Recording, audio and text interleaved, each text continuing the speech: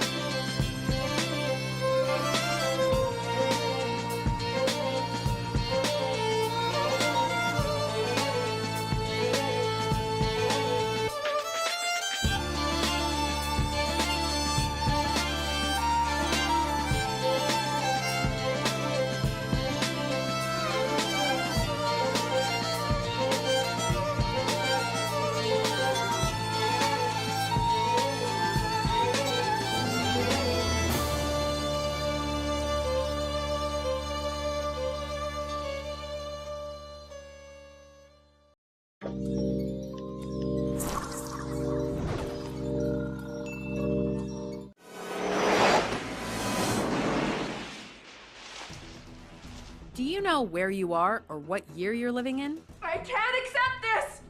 Welcome to WatchMojo.com, and today we're counting down our picks for the top 10 movie depictions of the future. This is a time machine. All right, George, now you've had your little joke. Suppose you tell us what this contraption's really for. For this list, we're looking at the most inspiring, memorable, or iconic movie representations of mankind's future, while taking into account their depictions of technology, society, and the everyday lives of humans. She's a golden oldie, one of our first, probably before your time. Number 10, Demolition Man. Shit! Being frozen must have thrown my aim off. Nothing like putting your problems on ice. You will be placed in cryostasis for the duration of your sentence, during which your behavior will be altered through synaptic suggestion. When humans start freezing criminals in this science fiction movie, weapons and vice get outlawed to create an entirely pacifist society. You'll be eligible for parole no earlier than the year 2046. This future is extra nice, since it doesn't need an overpowered police force. And its lack of human contact leads to some interesting technologies. Demand maniac lie down with hands behind back. Cool cars, weird high fives, and a civilization that appears truly at peace make for a very safe future, so long as those criminals stay on ice. Now, if you do what you gotta do, I know what I gotta do. I gotta nail that maniac and put him on ice, or that's where I'm gonna be. The weirder aspects of Demolition Man's vision of 2032 include commercials totally replacing music, Even kids with chicken pox love hot dogs. I love hot dogs. automatic ticketing for foul language, Are you shitting me? John Spartan, you are fined 1 credit for a violation of the verbal morality statute. and Taco Bell being the only fast food restaurant to survive the franchise wars. Enjoy your meal, sir. Good thing I'm hungry. Number 9, Idiocracy. The years passed, and mankind became stupider at a frightening rate. Here one moment, gone the next. Okay, my we're almost set here. Just go ahead and lie down, relax. After being frozen for 500 years, Average Joe wakes up to discover that he is the smartest man alive in this satirical science fiction comedy. Okay, wait a minute. I'm the smartest guy in the world? Says who? The IQ test you took in prison. You got the highest score in history. Brought to you by Carl's Jr. The human race has degraded intellectually, and the world has suffered for it. But how are we gonna figure out about the garbage ambulances and Zuccotti? And what about the nuclear reactor in Florida? Food shortages plague mankind until Joe manages to fix the problem through a simple farming solution. I give you my word as president. He'll fix the problems with all the dead crops. He's gonna make them grow again. As technology pervades our lives, the potential for humanity to dovetail intellectually is ever present. But surely a monster truck derby sentencing isn't the dumbest idea this future has in store. Are you ready for a monster truck duel to the death? Let's give it up for the guitar. Okay. Number 8, Mad Max. You've not got a sense of humor. Strike down the unroadworthy.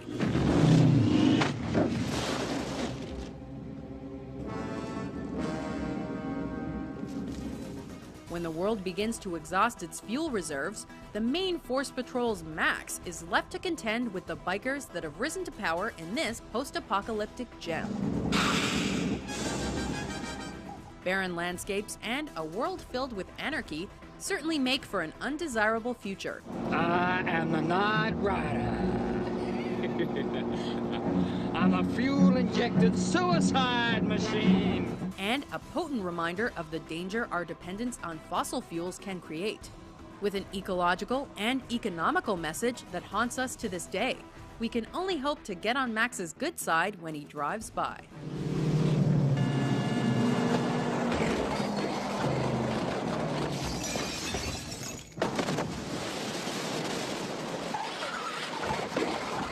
Number 7, Akira. Neo Tokyo is going to change soon. Neo Tokyo never had an imagining as realistic as it seems in this anime masterpiece. What in the world is happening here in Neo Tokyo? What you see here seems to be fires caused by tank cannons. But who is this young boy standing alone? After a nuclear bomb detonates, inciting World War III, Tokyo races into the future with towering skyscrapers and a seedy underground. You tried to mess with me, and now I'm gonna kill you. The bars are a stark contrast to the buildings that consume the sky. But it's the little touches like electric motorcycles, a strong military presence, laser weapons, and a city built on the remains of the past that make this an awe-inspiring depiction of the future. Bastards! Let's go! I'm coming! Damn them! Come on! Number 6. Her. Do you want to know how I work? Yeah, actually. How do you work? Because being able to find out the weather in advance just isn't enough. Email from Los Angeles Times Weather. Your 7-day forecast is partly. Delete. No new emails. Perhaps the most immediate potential future on this list. In this sci-fi rom-com, we're asked what would happen if the technology in our hands finally went to the next level. Do you love me? Yes. Tell me you love me. Brimming with personality, Theodore's operating system, Samantha, swayed our hearts when she reminded us that AI didn't always have to turn out evil, and could be a lot more interesting than a simple assistant. Good morning. Hey. What are you up to? I don't know. Just reading advice columns. Aside from folks falling in love with computers, the future in Her shows the believable evolution of technologies we love today, including a revival of chat rooms. The following are adult female, can't sleep, and want to have some fun. Number 5. Logan's Run. I go red next year. Your clock is ticking. Question. Do I get my 4 years back? In Logan's Run's conception of the year 2274, humans live under the protection of a dome with their daily lives controlled by a computer, and are allowed to live until they must be renewed, read die, at 30 years old.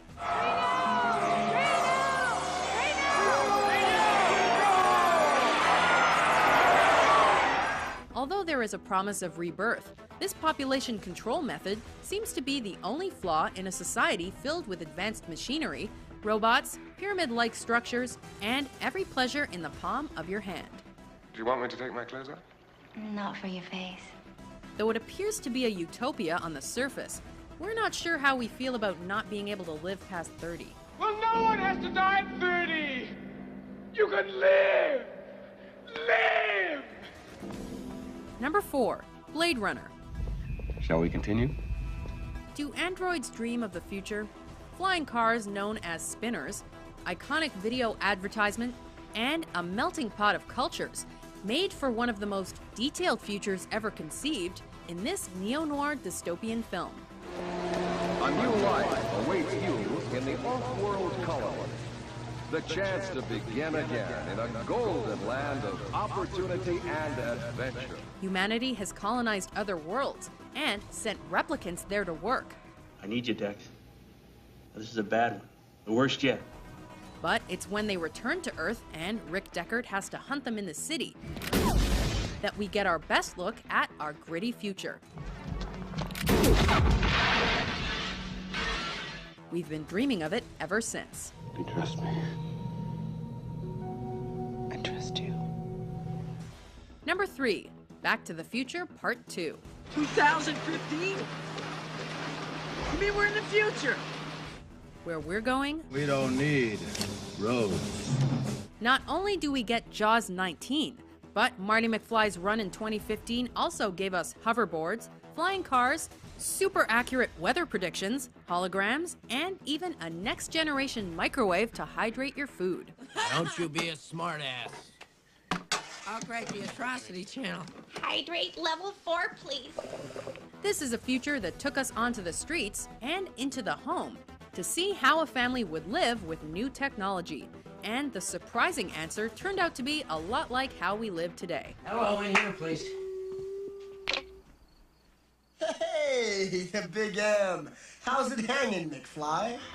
At least it predicted the rise of motion-controlled gaming and nostalgia, sorta. You have to use your hands? That's like a baby's toy.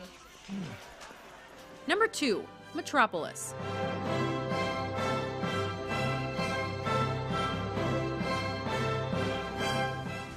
first sci-fi masterpiece.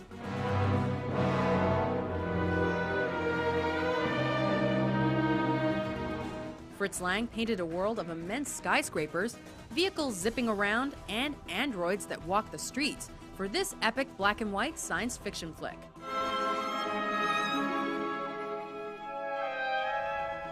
The cars may be grounded, but having planes fly around the city suggested the potential for absolute freedom.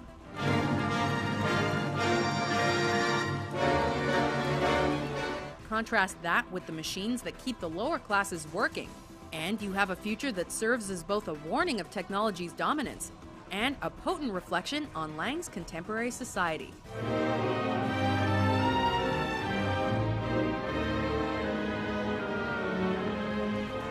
Before we unveil our top pick, here are a few honorable mentions. It's not too late to back out. This is the last day that you're gonna be you and I'm gonna be me.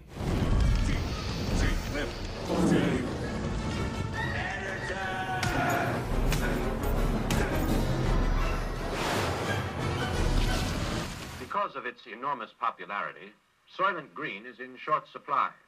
Remember, Tuesday is Soylent Green Day.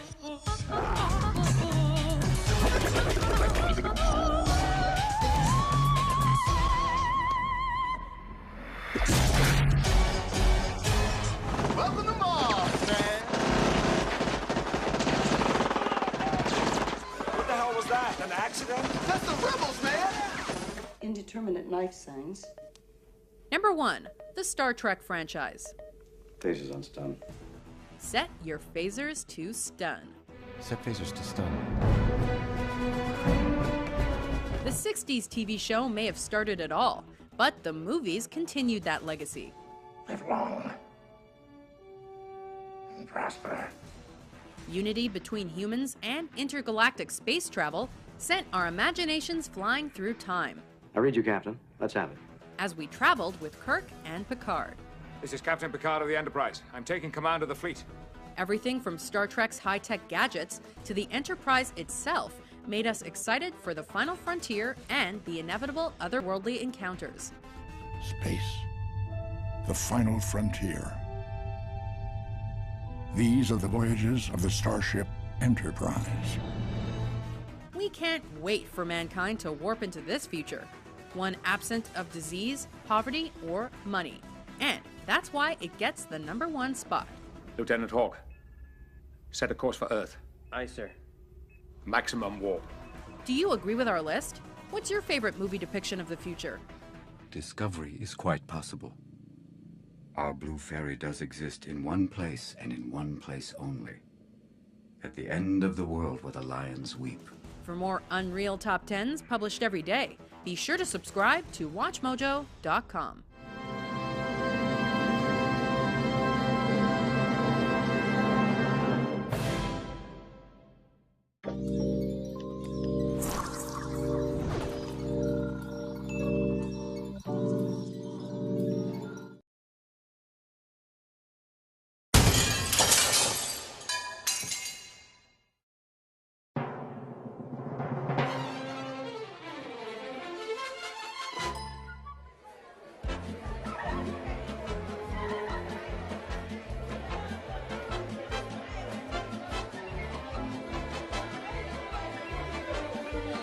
Don't be an ass, Francis.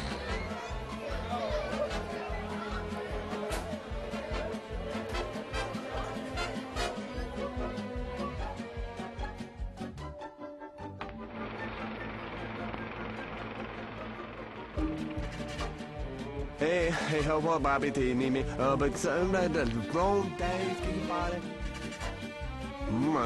Hey, wow, med vin.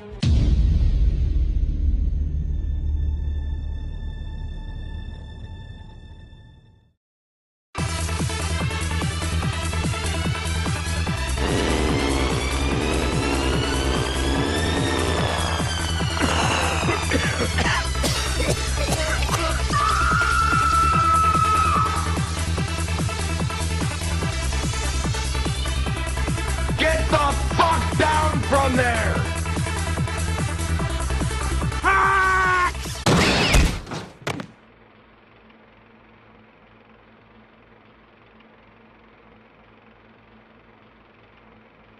stop looking at me like that?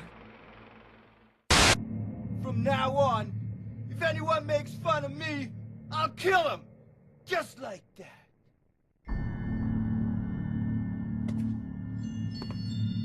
Eddie, have you gone nuts?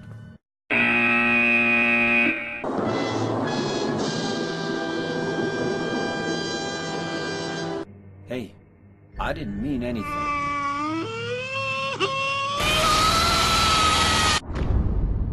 You are dead! Not a big surprise.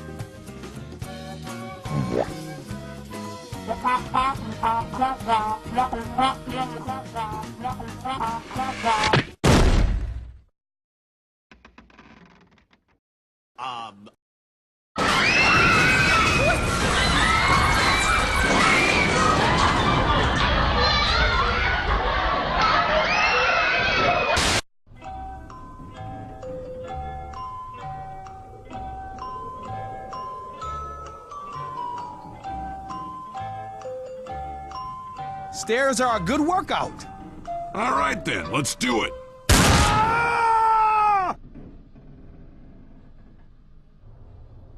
I hate stairs. All right, let's go. I hate Lewis. I'm gonna headbutt you. I'm gonna headbutt you. I'm gonna. Hello, I'm a Mac. Hold up. Here I come. Whoa, PC? Yeah. It's all this trial software. They pack my hard drive full of it. All these programs that don't do very much unless you buy the whole thing or are just plain useless. Really slows me down. You know how it is. Oh, actually, I don't. Macs just come with the stuff you want, like iTunes, iMovie, iPhoto, iWeb. I don't give a shit!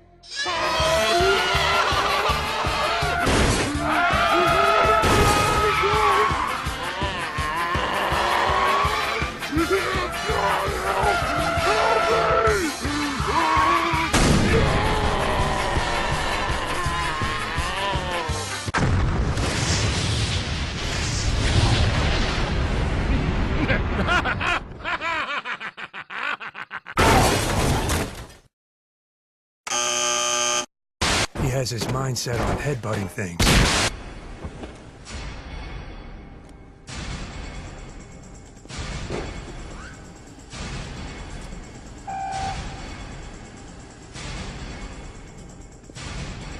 Would you please remove any metallic items you're carrying? Keys, loose change? Bean! Holy shit!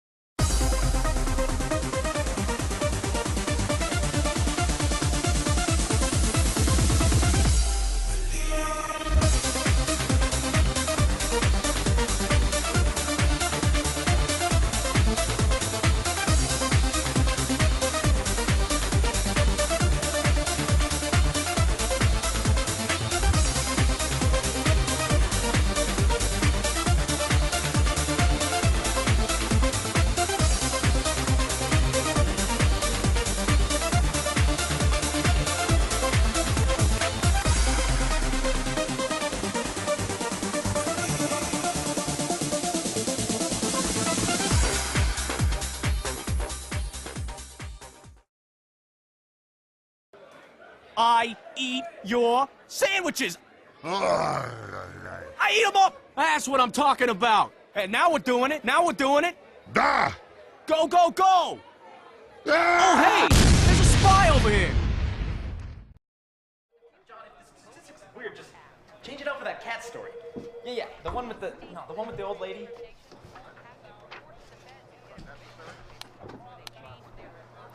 How's this look?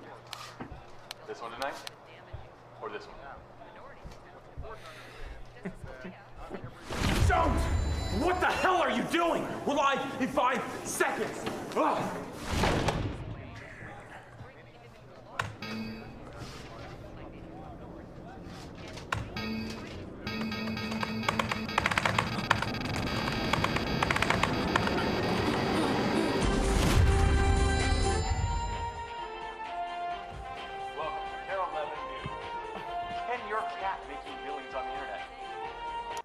Do a Jedi mind meld with these folks and convince them.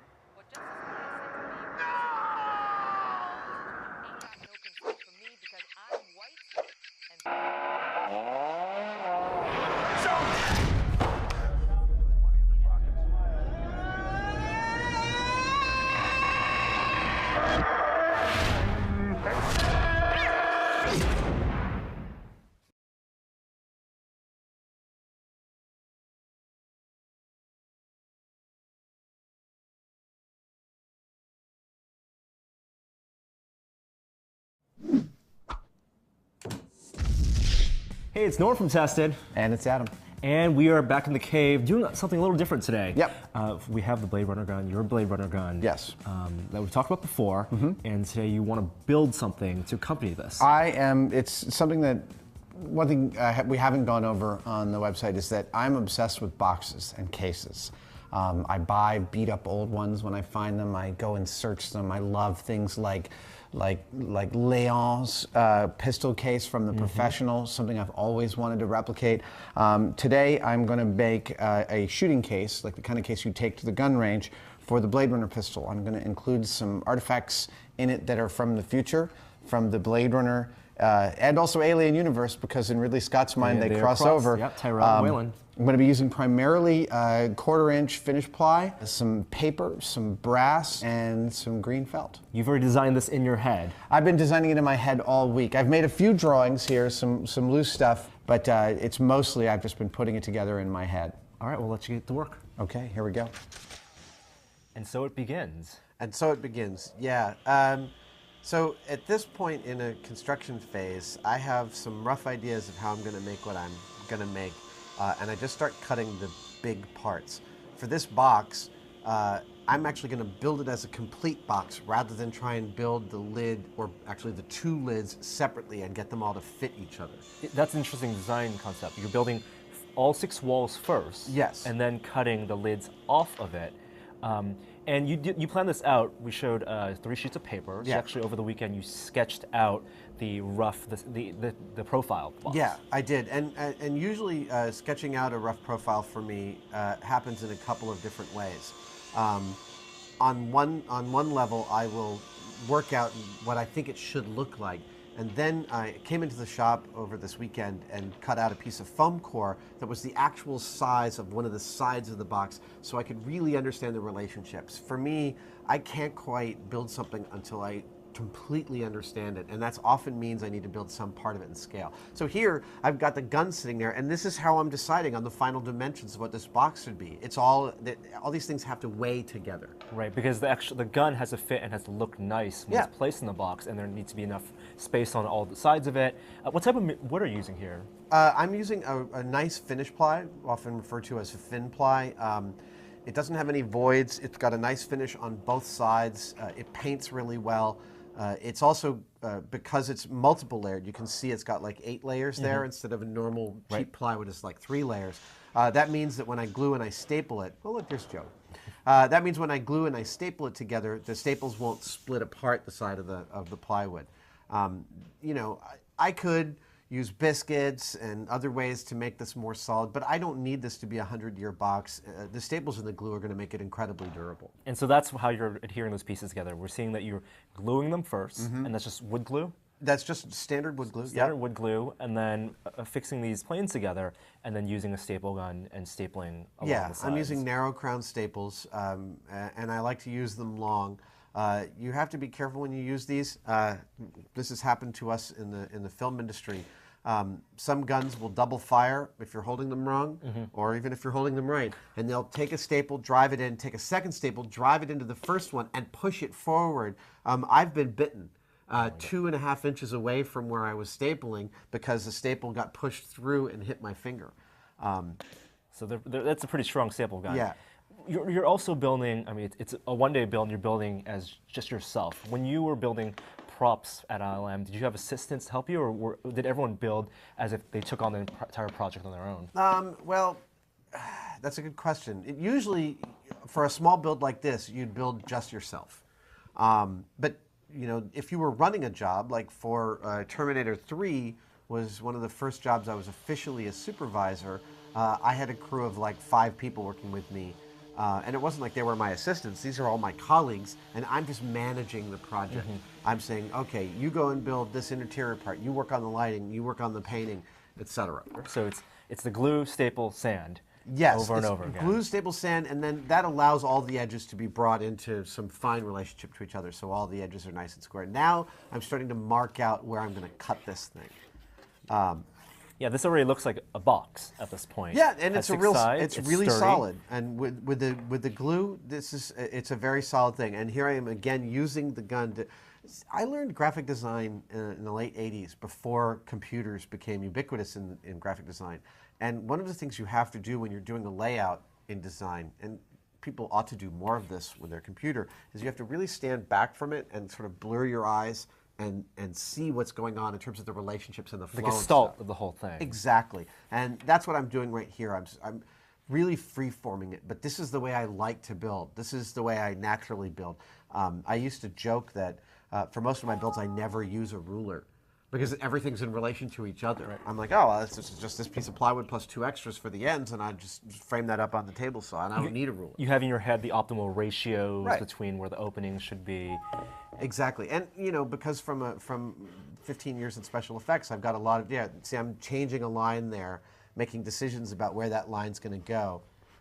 This often is my favorite part about doing this kind of thing, and that's actually where I'm sort of figuring out what the backsplash behind the gun is going to be. And again, I haven't worked through all these details yet. Now is the time I need to work through them because I'm about to cut this box and make some parts that fit inside of it. So you don't want to plan too much in advance because you know there's going to be some wiggle room. It's not even that I don't want to plan too much in advance, it's that I can't. Okay, so now this is one of my favorite tools. This is a Japanese woodworker saw. I've got about 5 of them. It's a gorgeous tool. Are for different types of cuts.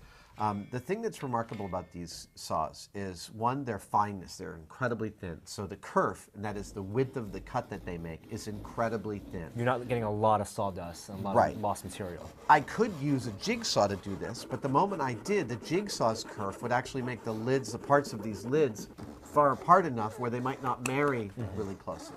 The second thing that, this is a different Japanese saw. The second thing that the saw does is it cuts on the pull instead of an American saw which cuts on the push. The fact that it cuts on the pull gives you a tremendous amount of fine control over where you're cutting and staying on a line. It is they're just beautiful tools, and I use them all the time. Now, for the cut of the whole 2 top lids, I can use the jigsaw because that kerf, the whole thing's just going to drop down the width of that saw blade. So you're using that Japanese saw just for the parts where the lids match, where you're not going to have any hinges, and where you need a perfect match of the 2 materials. Okay. Exactly. And these are the kind of shortcuts and efficiencies. I'm using a really thin blade here so that when I turn the saw, I'm not actually ending up with a big void there. And you know, for a jigsaw, I've like 200 blades. I hate running out of stuff. I hate working on a Sunday night at 9 p.m. and I break a blade and it's the last one I've got like that. So I always make sure I've got like every possible blade and combination of blade, metal, wood, thick, thin, fine finish, rough finish that I need. It's about being prepared. Yes. So there you go. You can see the top lid. Now I'm going to cut this. Again, because of the way I've done it, I can actually use the jigsaw and its kerf doesn't really matter. And then beautifully, this one box now becomes a box and 2 lids. Yeah. And because I've made the whole thing contiguously at the beginning, I know these parts fit together just perfectly. Now I'll do some final cuts with the finished saw, and there'll be almost no gap when I put them all together. Let's talk about the design of this box with the 2 lids. Where does inspiration from that come from? So there is a type of how do I put this? Okay, so people who have pistols and go to the shooting range all the time will often have a shooting case. Shooting cases often have a front part of the box that's like, it'll be shaped kind of like the box that I'm making, a large rectangle, and it'll have a handle on top. But instead of opening on the top, it'll actually open in the front. And there's a famous kind called a Pachymar, I'm not sure that's exactly how you pronounce it, called a Pachymar that I covet and I really like. And it looks a little like Leon's gun case from The Professional, which is a case I covet and want to build. It was one of my prop projects that I want to make. The right box for the right gun. The right box for the right gun. So I was following the kind of rough size of a Pachymar case, except where those usually hold 5 or 6 guns, mine only holds 1 because it's also kind of a display throne for the Blade Runner gun. It's a throne and also functional. You can actually carry the prop around. Exactly. And earlier we saw that you had some of the hinges and the corner pieces, those ornamental pieces. So you're already thinking in your head that you might get those later to prepare those. Exactly, and there may need to be things that I want to do with those. Like, for instance, here's the butterfly closer hardware. I know that because I'm using black paper to put this together, I'm going to want these to be black. So I'm hitting them with a matte black lacquer-based primer, actually made by Plastic Coat. That's with a K, and it's great stuff. Now I'm attempting to weather some of my brass parts using acid. This is acid that you use for patinaing things. What I'm going to discover very quickly, though, is that because, and I kind of knew this, I just wanted to see if the acid would eat through it, these parts are all sent from the factory with a lacquer coating on them. So the acid won't go through it. The coating. Yeah. It needs to have direct contact with the metal. Right, and you know, these parts are the kind of parts that would lose their coating over many years of use. I don't have time to make them lose their coating, so I'm in a few minutes going to use a blowtorch to just discolor them. Yeah, so right now you're just picking out hardware from, you have lots of hardware on your shelves. Well, I've been obsessed with boxes for a few weeks now, and one of the ways that I've been dealing with that is I've been going to hardware stores and picking up lots of little chunks and baubles and pieces of box hardware. I've also been on Amazon looking at pieces. Here, you know, first I thought maybe I'd weather it by hitting it on a sanding wheel, on a wire wheel. Then I thought, okay, I'll paint it black because that's what it should be, and then I'll weather that back. The nice thing about the black spray paint is you can add weather patterns in. So here's the blowtorch. Now I'm discoloring these, and they discolor really nicely. And that's just a regular blowtorch. That's just a regular propane torch. You know that it's not going to melt, and you're going to get that really nice bluing. Exactly. All right, so now I've got these parts cut out to receive the butterfly closures. It's a little bit tricky at this point to figure out what order you want to do everything in, especially since I like to work fast. It's easy to get ahead of yourself. The most fun part of this project for me is going to be putting on the paper later, but I can't put on the paper until everything else is in place. You really have to be careful. So here's the paper. Now, there is a type of material of vinyl called Tolex, which people who restore amplifiers use, and it's that mottled it's thick vinyl on an amp. This is more like a kind of a moleskin notebook covering, And I've been meaning to go to the art store for years and ask, do you guys carry this stuff? Because I love the look of Moleskine notebooks. And lo, I went to Flax yesterday morning, the day before I did this, and asked them, and they totally had everything that I needed. And it's just textured paper. It's just not textured leather. paper, yeah. And it will tear like paper. But paper affixed to, taped onto, glued onto wood, will look like a whole different type of material. Absolutely, and it'll have that leather look. It'll feel like a doctor's bag. So here, obviously, I want to wrap the paper around the corner, so I've cut it large by 1 inch. I haven't been really exact. You can see on the left, it's a little taller than on the right. That's not going to make a real difference.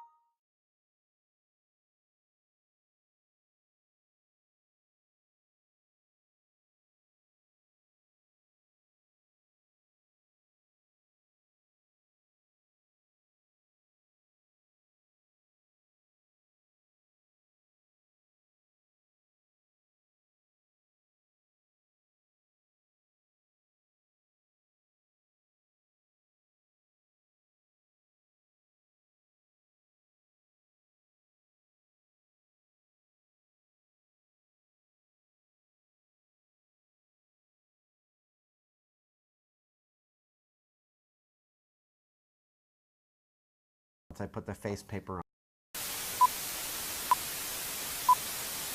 I wish that The Amazing Spider-Man 2 wasn't so derivative. Sorry, I'm coming off a little harsh. Perhaps you'd prefer tonally bipolar or thematically lazy. Yeah, I'm really not pulling any punches with this one. The Amazing Spider-Man 2 is incredibly frustrating. Because when you look at it on paper, you've got a lot of good things going on. You've got strong stars with good chemistry, and yet all of that is undermined by the lack of consistency in your world, and the fact that none of it really feels original. Like, I'm barely even talking about plot on this one. Although I will give The Amazing Spider-Man 2 some points for not just being a lazy copy-paste like the first one was. Like, in so many cases, there are just cosmetic switch-ups to make you believe that you're seeing something new. A character opposed to Spider-Man with a public platform, surrogate father figure turned evil, and even the enemy beats mirror one another. Pressure from the higher-ups, turning yourself into a monster, going after the middleman, and then seeking out Spider-Man. Can you tell I wasn't a fan of The Amazing Spider-Man? But hey, Amazing Spider-Man 2, Andrew Garfield, he's good as a sarcastic Spider-Man.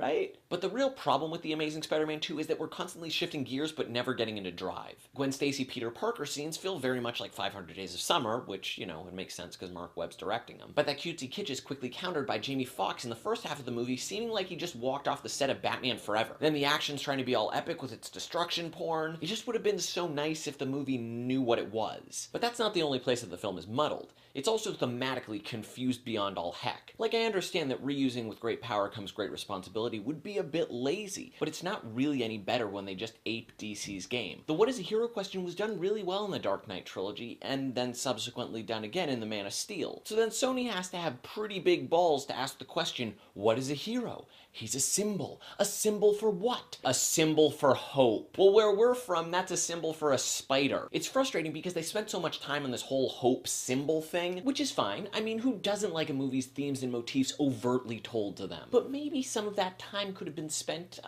polishing up the plot a little bit, strengthening our characters, you know, making the movie worth watching again. Character motivations for our villains is paper thin. In both Max and Harry's cases, they feel betrayed by Spider-Man when Spider-Man didn't really owe them anything. But when they become bad guys, oh man, they're bad guys, and they're just bad guys. They're not fun bad guys. They're like snarly, angry bad guys. And so much of this movie's plot is propelled by coincidence or just because logic. Like, how convenient is it that things start to go awry for Harry when he's right next to the Green Goblin armor? Or that there's a secret train lab that Oscorp doesn't know about but was funding the research that Peter Parker's dad was doing just because. This movie isn't cause and effect. This is cause and just because.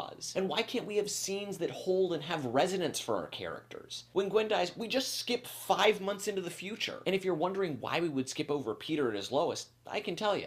Characters aren't important, but brand building is. The main issue that perpetuates this franchise reboot is that rather than focusing on the movie that we're making, we always seem to be thinking one movie ahead. So much of this movie is devoted to teases of the Sinister Six, and oh, this character might do something later. Why don't we just focus on the movie that we're making? And now for some thoughts on Gwen's death and fan service. First of all, let's not so heavily foreshadow it. The moment that Gwen Stacy's graduation speech was about how we need to cherish each moment, I immediately knew that she was going to die. And then it just became a matter of when and how is it going to happen. That's not fun for anybody. And then when we finally are dealing with that when and how, those things shouldn't be arbitrary. The fact that Green Goblin shows up at the very end basically to just kill Gwen comes off as really cheap. It's almost as though screenwriters Kurtzman and Orsi were almost done with the script but suddenly remembered that Peter needed to be single in The Amazing Spider-Man 3 so he could have some weird relationship with Black Cat or something. And then they looked at their source material and were like, oh, Green Goblin killer, so let's make that happen. But like, not completely. We're only gonna do partial fan service here. We will give you the Green Goblin, but we won't give you the Brooklyn Bridge. Instead, we'll give you a clock tower because, you know, like symbolism of time and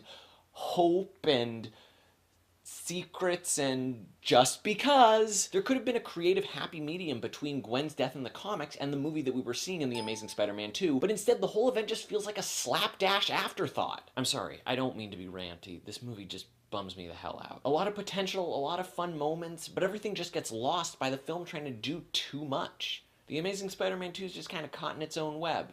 And yes, that's a pretty forced pun, but it's just about as forced and frustrating as this movie.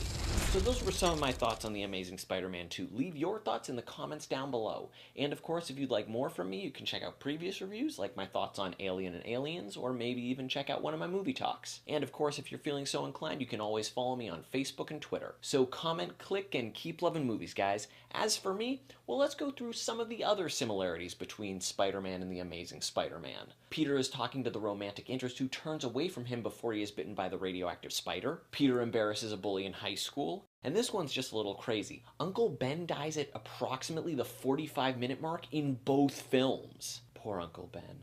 Hello everybody, my name is Markiplier and welcome to another Impossible Let's Play. I'm playing Disney Fantasia Music Evolved, but I can't just do it normally, so I got these electroshock therapy things that are gonna make my muscles twitch. Here's how they work, if you can see that. So what I'm gonna do is I'm gonna play this game when I'm... what? Who am I? I have no idea. Oh boy. This is actually one of the few times that I'm able to use some cool music without paying a penalty for it, so I'm gonna play one of the oh god, why are you stopping me? Oh, that's right, I played the actual game and not the song browsing. Why is there a timer countdown? Is that until when I die from these things? I've been reassured this is not lethal in any way. This is used for therapeutic purposes, so I'm not in danger. Okay, so I'm back at the main menu. I'm gonna play, or not the main menu, the selection screen for the actual songs. And I'm gonna play Lord's Royals, because, like I said, this is the first time I can actually use cool music, real licensed music in a video. So if you don't know about this game, it's made by Harmonix. They're the guys that made Guitar Hero and all that other cool stuff with rhythm games. And so this one's kind of the same, but since it's Disney Fantasia, what you're gonna do is you're going to conduct a symphony about the song that you pick. So you pick various instruments with your... I did not pick that, but that's okay. I think it's kind of confused right now. Go down. There we go. You gotta like push forward for the circles, and then you gotta... Oh boy, here we go. And then you gotta do the thing. So obviously you can see how this is going to be difficult. Oh, here we go. Oh, that's nice. It's actually a lot of fun. We just did a tournament. I can't tell you about the outcome of it, but it's out at the same time. Oh, you can see exactly what happened everywhere else on Polaris, and you can see. Oh, we had a tournament. Striven, just a guy by the name of Alex. I can't remember his YouTube name right now. Oh, why did it turn pink? Oh God, wires. Oh, my shoulder. Okay, so I can't exactly think of any commentary right now because I'm in a bit of crisis mode, but as you can see, it's a very pretty game. It's pretty responsive. It's all the connection. And what this is it's a special solo mode. So if you get these conducting moments with Fantasia awesomeness done correctly, you can unlock a solo that's gonna be special for the song that you're playing. I'm not sure I'm gonna get it now because, there we go, come on, one more. There we go, got it, okay. Oh God, one of them fell off, where'd it go? Oh God, that was my ab one. I didn't even show where these were. I got them hooked up all over my butt. Oh, who did that?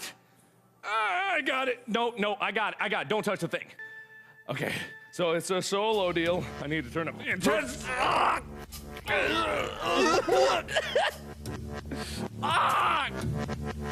Oh, that's fun. Okay, so it's a solo thing where you get to make up your own aspect of the music, and I got this all. Oh, now I can hear the music. Oh, it's pulsing. Oh, why does it keep pausing like that? So you move this to make your own rhythm to get the wub wub into the Lord song.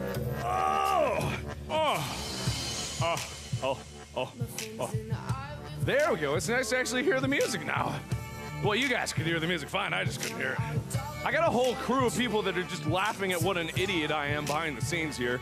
Because I'm over at Maker, and it's like they got a bunch of people just standing around wondering who the hell I am and why I'm doing this. Heck, even I don't know why I'm doing this. Ow!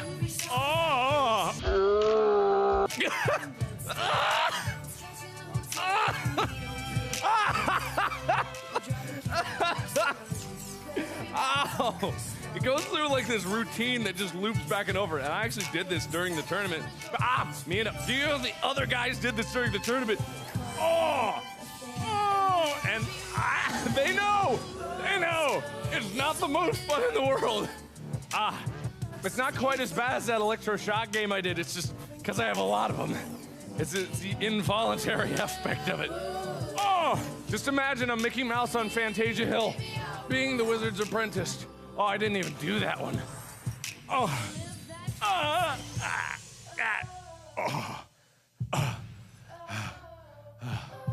Okay, kind of calming down now. There we go. It actually is pretty responsive. Like, I made fun of the Kinect. If you guys saw, I did my Zumba fitness video with Wade, and we were kind of making fun of the Kinect, but this one actually works really well. A little bit of lag. I can't even say it's perfect. It's a little bit of lag, but as far as coming from the original one, I'm not even a console gamer, but it's not bad.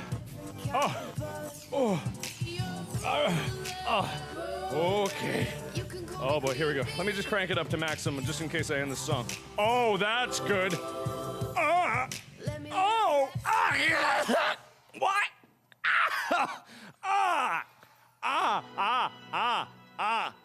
What did I? Oh, am I drooling? That's cool. Okay, I'm done. All right, you guys can stop laughing at me now. Okay, so that was Disney Fantasia Music Evolved is the full name of the game. That's coming out, I don't know, when is it coming out? Soon! It's coming out soon, says someone behind the scenes. So thank you all so much for watching. I was promised this wasn't gonna kill me. I don't think it would, guys, but still don't do it at home. I don't even know what this is. But either way, thank you all so much for watching. You can check out the other stupid stuff I've done to hurt myself. I've eaten hot sauce. I ran on a treadmill while playing a game, took a nice bath. All sorts of cool stuff. Check out the playlist in the description below or over there. Thanks again, everybody. And as always, I will see you in the next video. Bye-bye!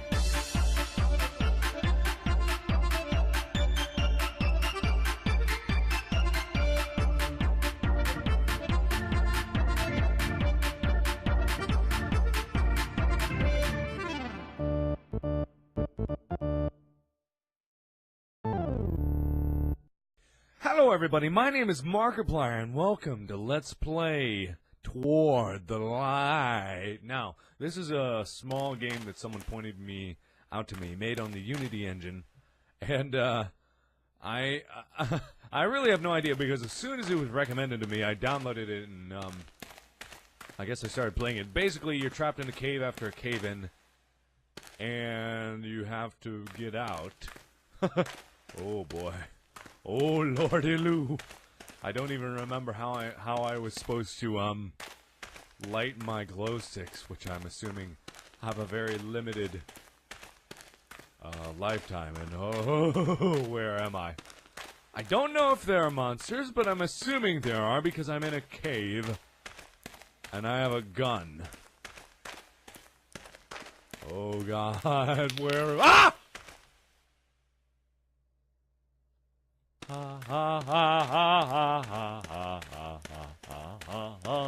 I move quick! Must be all that adrenaline pumping, making my legs thrusting towards the... Ah! Who is that? I got a gun! I'm gonna blow you away! Ah! I heard that! Oh. Oh! Oh my, that's my flare gun. Oh! I did not know that! Huh. I hear some. I hear some! It only moves when I move! Ah! Oh, crap. Oh my goodness. Oh my. This place is like gigantoid. Holy crap. Wait, what's this? Oh! It's something. There's something here. There's something here. Wait. Whoa. Ah! That's the way out! Poof! Oh God, I'm gonna make it. I'm gonna make it out! Oh God, good. I do not. This place is huge. I mean, this place is freaking huge. Please tell me this is the way out. If it doesn't... Ah! No! Oh, God!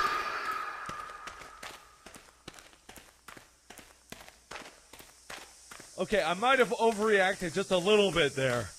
But good golly. Oh, God, let me out of here. Ah!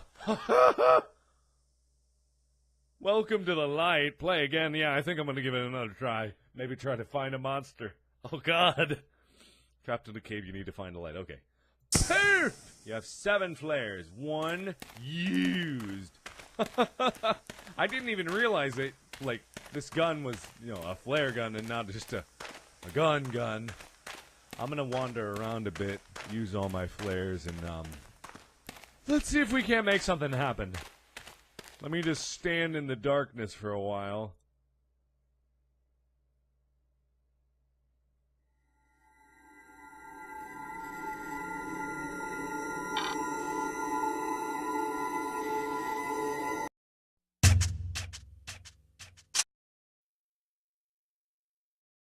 Welcome to the Super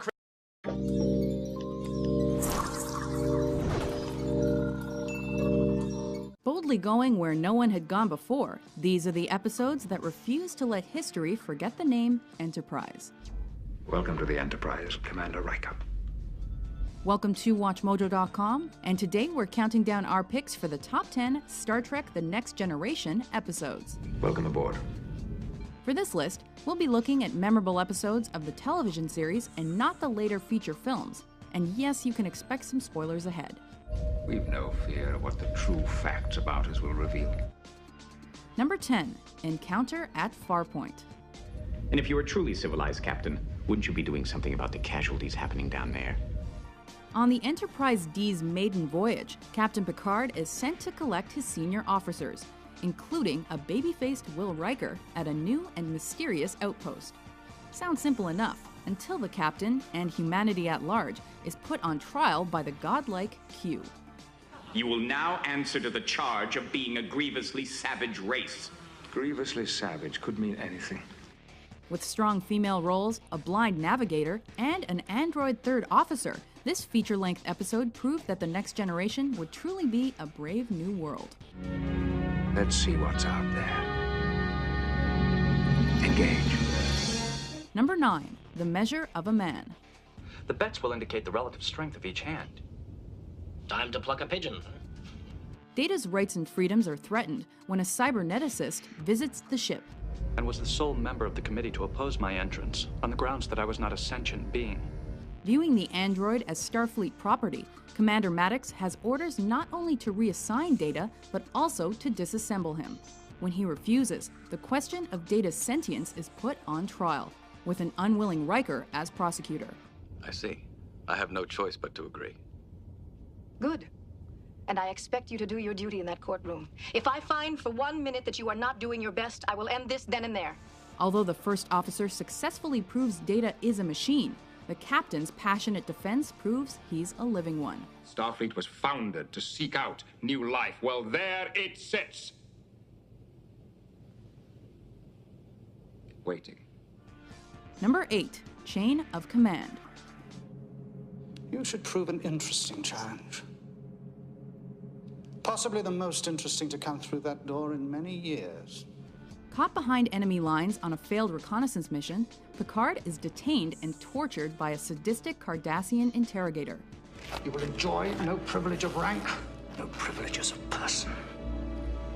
From now on, I will refer to you only as human. The resulting two-parter is a sheer acting tour de force from Patrick Stewart. Picard, stop it, or I will turn this on and leave you in agony all night. Ah, you called me Picard. Shackled, starved, and mostly naked, the captain refuses to give in to his captor, even for the promise of his survival.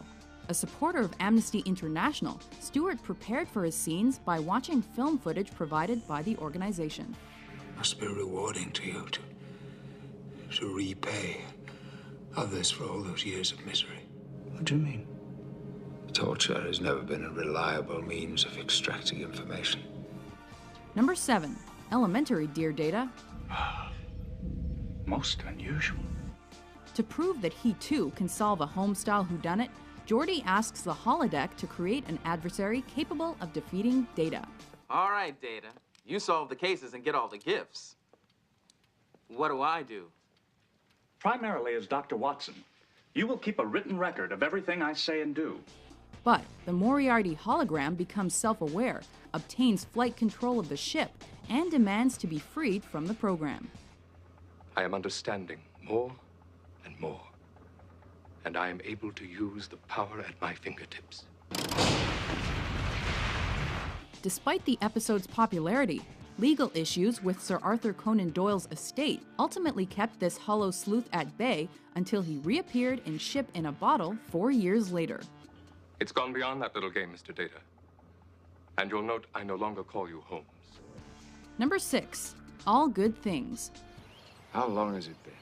9 years. No. Since you last called me captain. Since we were all together on the Enterprise.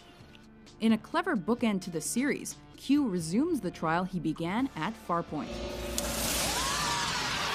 Picard sporadically jumps from his present to 25 years into his future to 7 years into the past in an effort to solve a mystery that threatens humanity. I'm moving back and forth through time.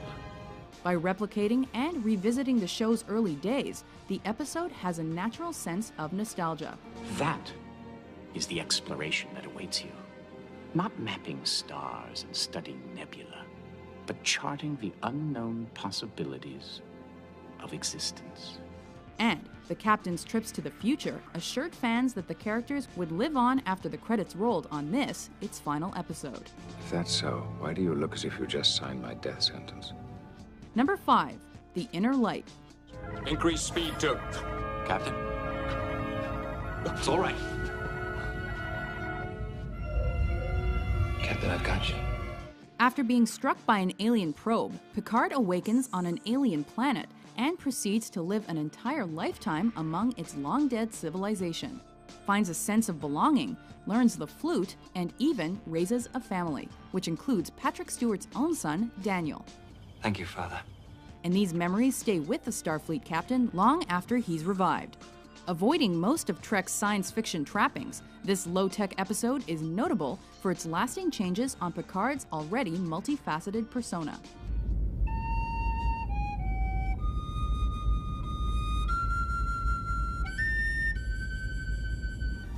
Number 4.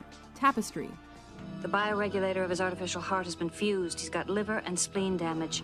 Due to complications with his artificial heart, Captain Picard is killed on an away mission. Welcome to the afterlife, Jean-Luc. You're dead.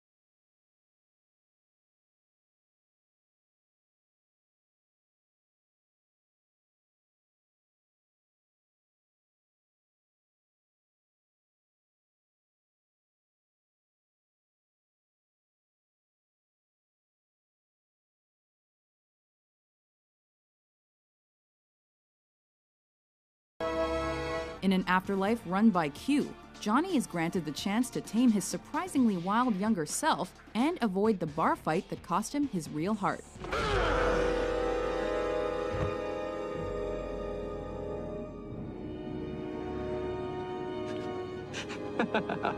Finding himself alive but with nothing much to live for, Picard learns it was his willingness to take risks that made him who he was. What did you say? I said, you are a coward. That's what I thought you said. Number 3. Yesterday's Enterprise. This isn't right. It's changed. When the Enterprise C emerges from a temporal rift, history changes around it. The Enterprise D, with an alive Tasha Yar at tactical, is now locked in a losing war with the Klingons. You may not like the future. It's been a long war. The Federation has lost more than half of Starfleet to the Klingons. Based on Guinan's intuitions about the timeline, a conflicted Picard chooses to send the misplaced ship back. But he grants Yar a transfer, which allows her a more meaningful death and sets the stage for Denise Crosby's return as the half-Romulan baddie, Commander Sela. Tasha. No, Captain. My name is Commander Sela. The woman you knew as Tasha Yar was my mother. Number 2. Q-Who. The Romulans, the Klingons. They're nothing compared to what's waiting. Usually content with some mischief and the occasional trial, Q changed Trek as we knew it his third time on the show, with a trademark snap of his fingers. We'll just have to see how ready you are. Q! Warning Picard that humanity wasn't ready for the dangers of the universe, our favorite demigod brings the Enterprise face to face with the Borg. Why? Why, to give you a taste of your future. Genuinely menacing, unemotional, and unstoppable, the collective proves to be the deadly foe the Ferengi were not. What type of laser beam is slicing into the saucer section? You're carving us up like a roast. Before we unveil our number 1 pick, here are a few honorable mentions.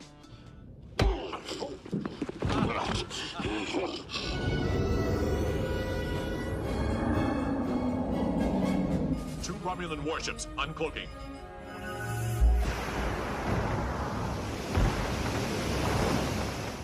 Number 1. The best of both worlds.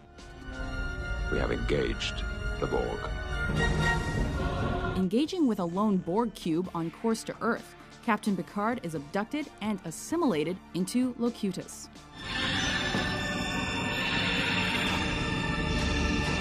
Forced into command, Riker rises to the occasion by fighting an unbeatable enemy armed with intimate Starfleet knowledge. I am Locutus, a Borg.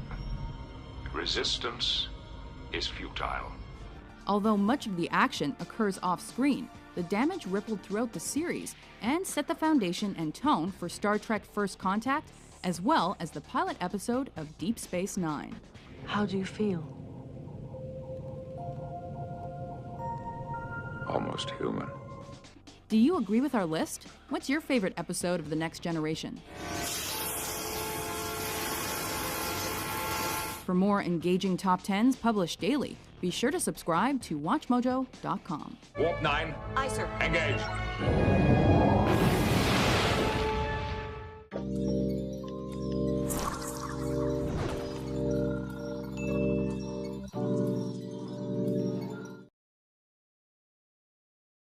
Japanese word of the day だぜ。Wow! Hot dog! Hot dog!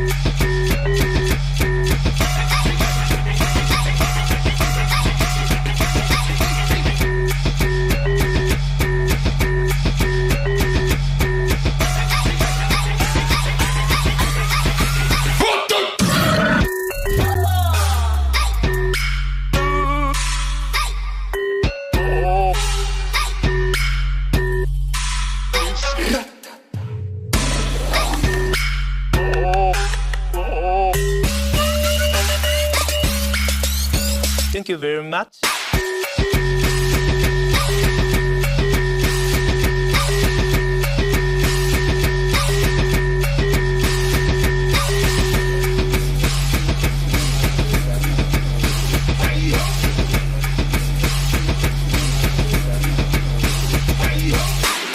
Hot dog doggo!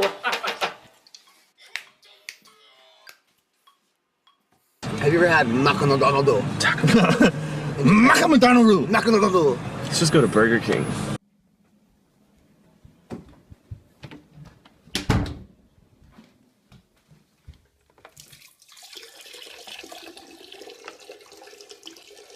All 20 brazy!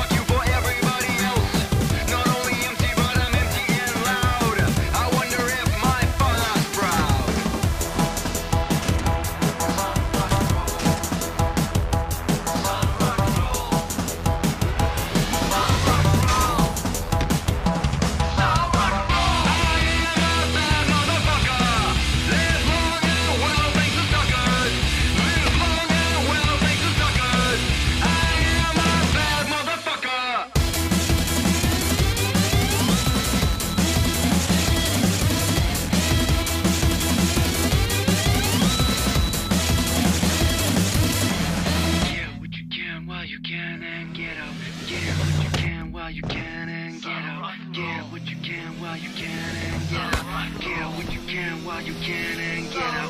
Get what you can while you can and get out. Get what you can while you can and get out. Get what you can while you can and get out. Get what you can while you can and get out.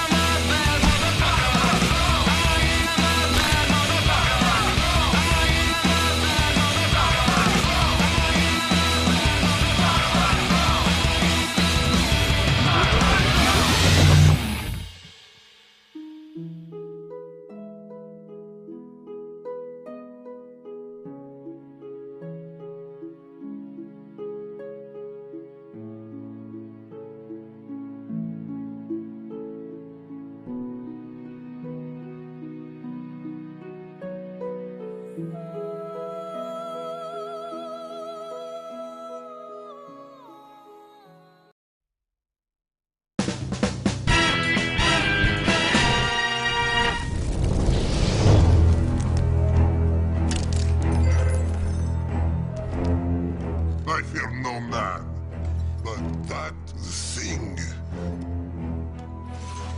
it scares me. No, I ain't talking about that freak, all right? He's not here, is he? How do I get this fucking thing off?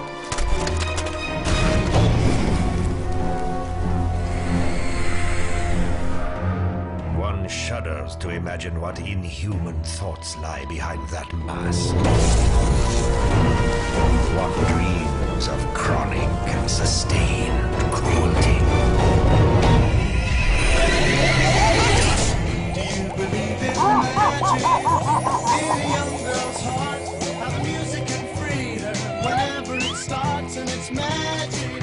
If the music is groovy, it makes you feel happy like an old-time movie. I'll tell you about the magic and will free your soul, but it's like trying to tell a stranger about a rock and roll star. Believe in magic. Don't bother to choose if it's just kind of music or rhythm. It starts happening, can't see the sign. Now you got it, so just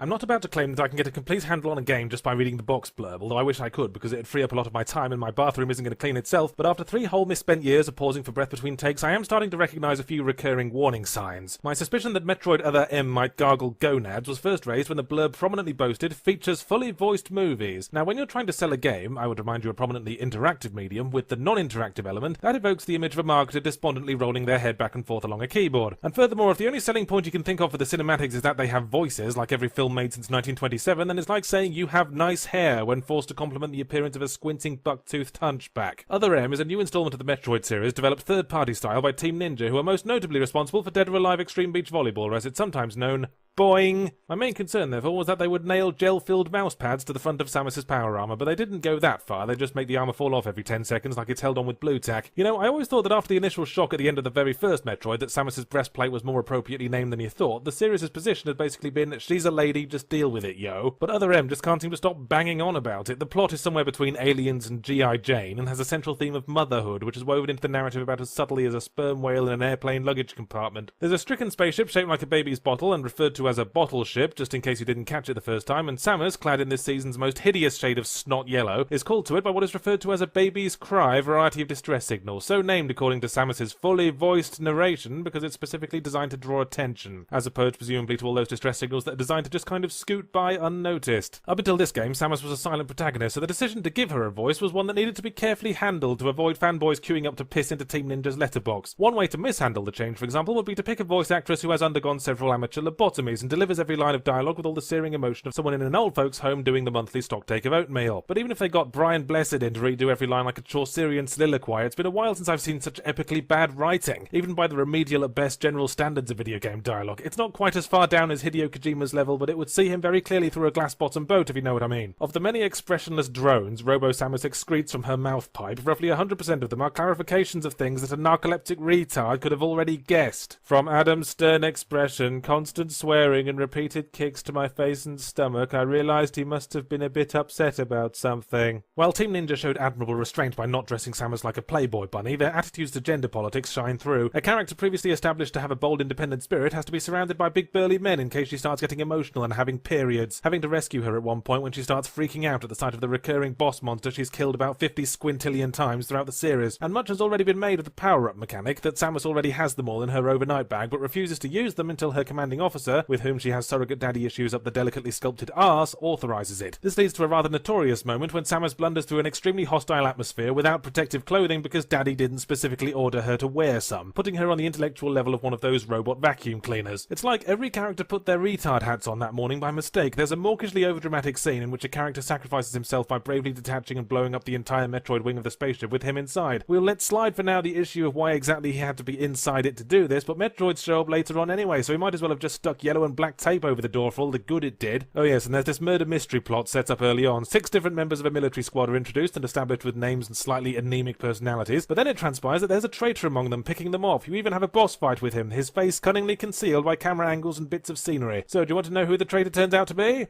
So the fuck would I, because the game kind of forgets about this whole subplot and hopes you do too. Hey, wasn't there some intrigue from the first half of the game we were supposed to be resolving Metroid Story Writer A? Doesn't ring a bell, Metroid Story Writer B. Now let's make Samus's suit fall off again so everyone can see her bum. On an educated guess though, the evil guy was probably the one with the evil moustache. I don't usually take this long to talk about the gameplay, but the bloated cancerous mass of the story's atrocity overshadows everything else. The gameplay's infinitely stronger in that it's merely bad. The power-ups are the standard Metroid kit with no original ideas, and the game world is a lot smaller and more linear than, say, Metroid Fusion. Shunning the analog stick in favour of a D-pad for 3D movement was a decision rooted in a Japanese love pillow restricting the supply of air to someone's brain, and having to constantly switch to first-person mode to use missiles feels as smooth and natural as deflecting bricks with your head while wearing another brick as an earring. But deflect enough bricks and maybe the first-person mode will remind you of the vastly superior Metroid Prime. Better yet, just play Metroid Prime again and replicate the feeling of Other M by hiring a stripper to slam your head in a car door.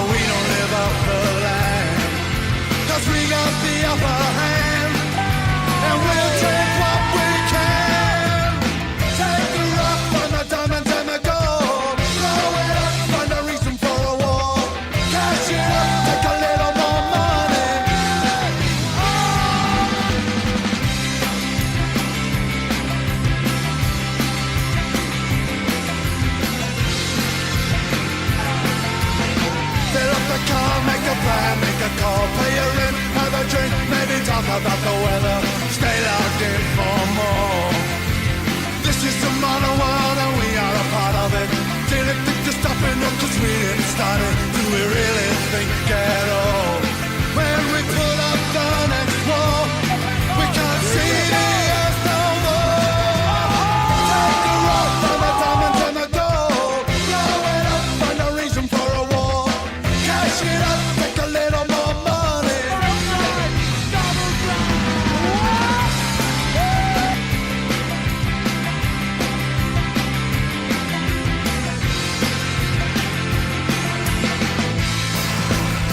次日本嘅，大家應該想哦。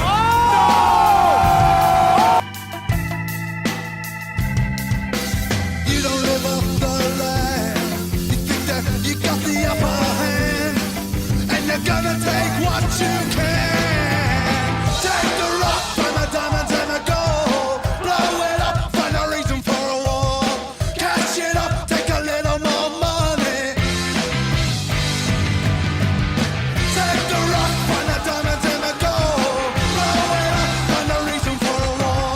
Cash it up, take a little more money. Take the rock, blow it up, cash it up. Take the rock, blow it up.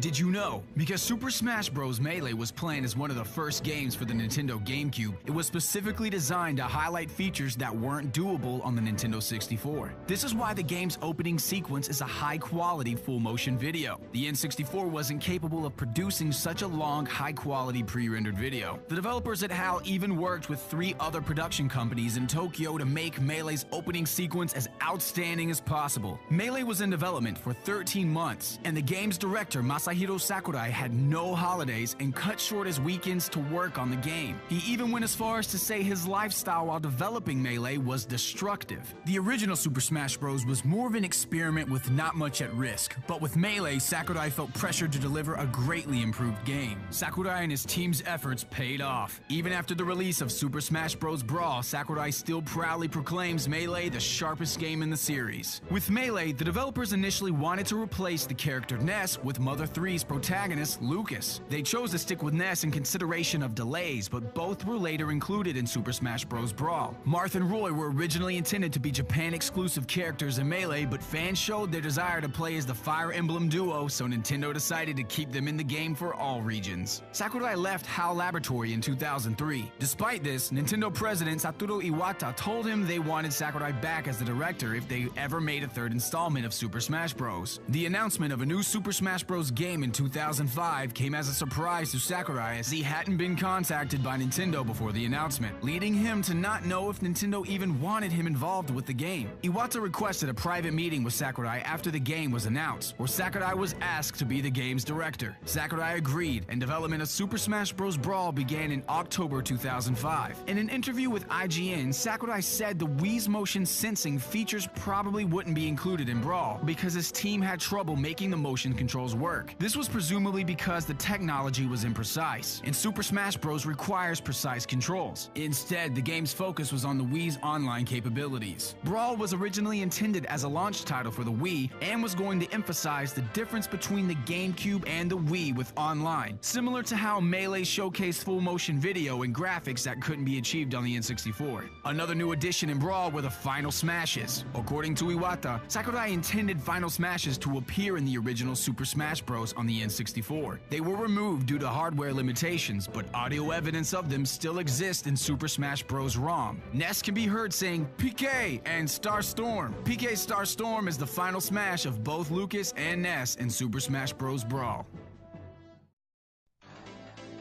Super Smash Bros. Melee's motion sensor bomb has left some fans confused. Its appearance strongly resembles the proximity mines in GoldenEye 007 on the N64, and in Europe it's flat out named Proximity Mine, but the trophy description says it's from the game Top Secret. Looking at the Japanese version of Melee, the model is completely different, and instead of Top Secret, the mines are said to be from Perfect Dark. This can also be seen in screenshots of the early English versions. It's thought these changes were made gradually as a result of Rare being acquired by Microsoft. This theory states that because Nintendo no longer had any claim to the Perfect Dark franchise, the model was changed to resemble the proximity mines in GoldenEye. This caused more problems as Nintendo couldn't say it was from GoldenEye, as Nintendo doesn't own the license to GoldenEye or anything James Bond. Another theory for the change is that because Perfect Dark was an M-rated game, its inclusion could have affected Melee's ESRB rating. What's confusing, however, is that the Perfect Dark name appears in the game's credits anyway. The Japanese version of the game game also had different trophies for the topies from Ice Climber. In the international versions of Melee, the topies are a type of Yeti-looking creature, but in Japan, they are seals. This is because of a change made in the original NES version of Ice Climber. The topi seals were redesigned outside of Japan, and it's believed this was due to seal clubbing. Seal clubbing is a sensitive subject in North America and Europe, but is a practically non-existent issue in Japan. There are also several trophies that only appeared in the Japanese versions of Melee. Some of these trophies can be found in the North American version's data fully translated. One of them is of the character Tamagon from the Famicom and NES game Devil World. Devil World never released in North America, so it makes sense that this trophy was removed. What's strange, however, is that Devil World actually released in Europe as well as Japan, but didn't make it into the European version of the game. In fact, the trophy data seems to have been completely removed from the European version of Melee. The other two trophies are of Mario and Yoshi and an unmasked Samus Aran. These trophies were given away at events in Japan. The player would bring a memory card containing a Super Smash Bros. Melee save file with them, and a participating vendor would write the trophy data onto the memory card. The fact that they're translated has led some to believe Nintendo planned similar events in North America.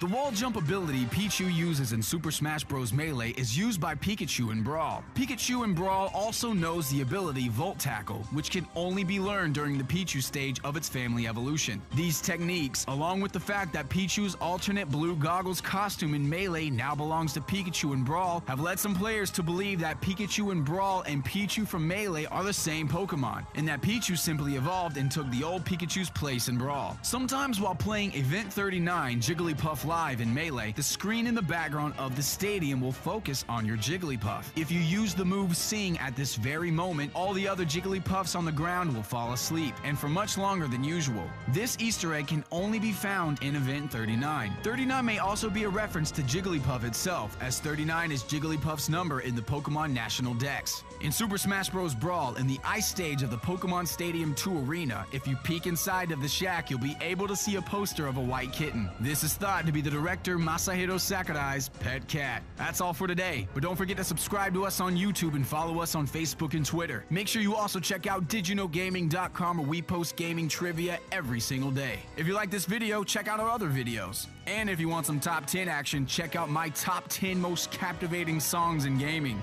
I'm sure it will captivate your hearts.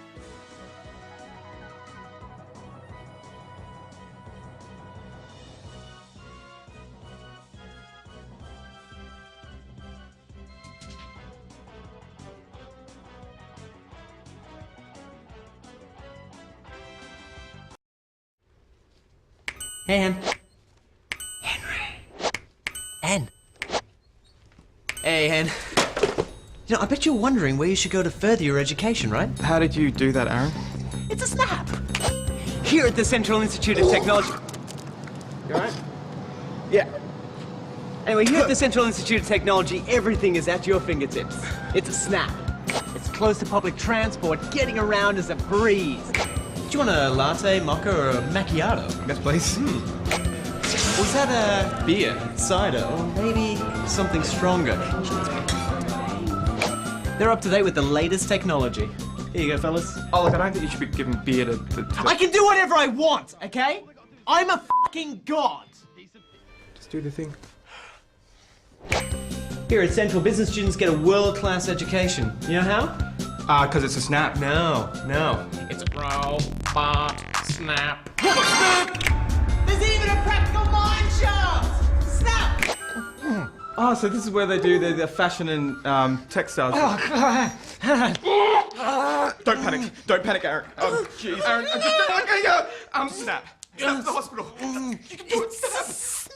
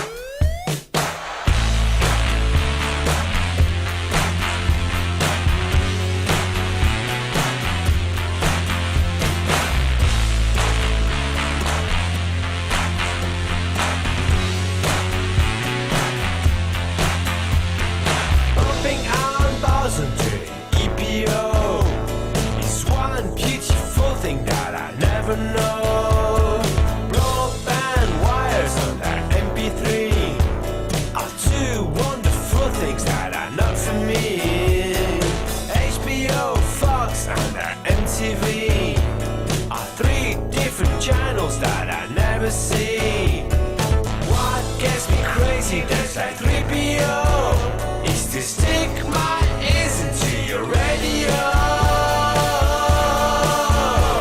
I can't take my ears off your radio. I can't take my ears off your radio. I can't take my ears off your radio. I can't take my ears off your radio. I can't take my ears off your radio. I can't take my ears off your radio. I can't take my ears off your radio. I can't take my ears off your radio. Plane drivers, airports on our ETA are people and places that I keep away. Office work, stapler package, holiday is a trio to my ears that doesn't sound okay. Driving sports cars on a motorway, it's good enough for your peace morning JFK. I'm turning to something close to UFO when I switch frequencies onto your radio. I can't take my ears off your radio. I can't take my ears off your radio. I can't take my ears off your radio. I can't take my ears off your radio. I can't take my ears off your radio.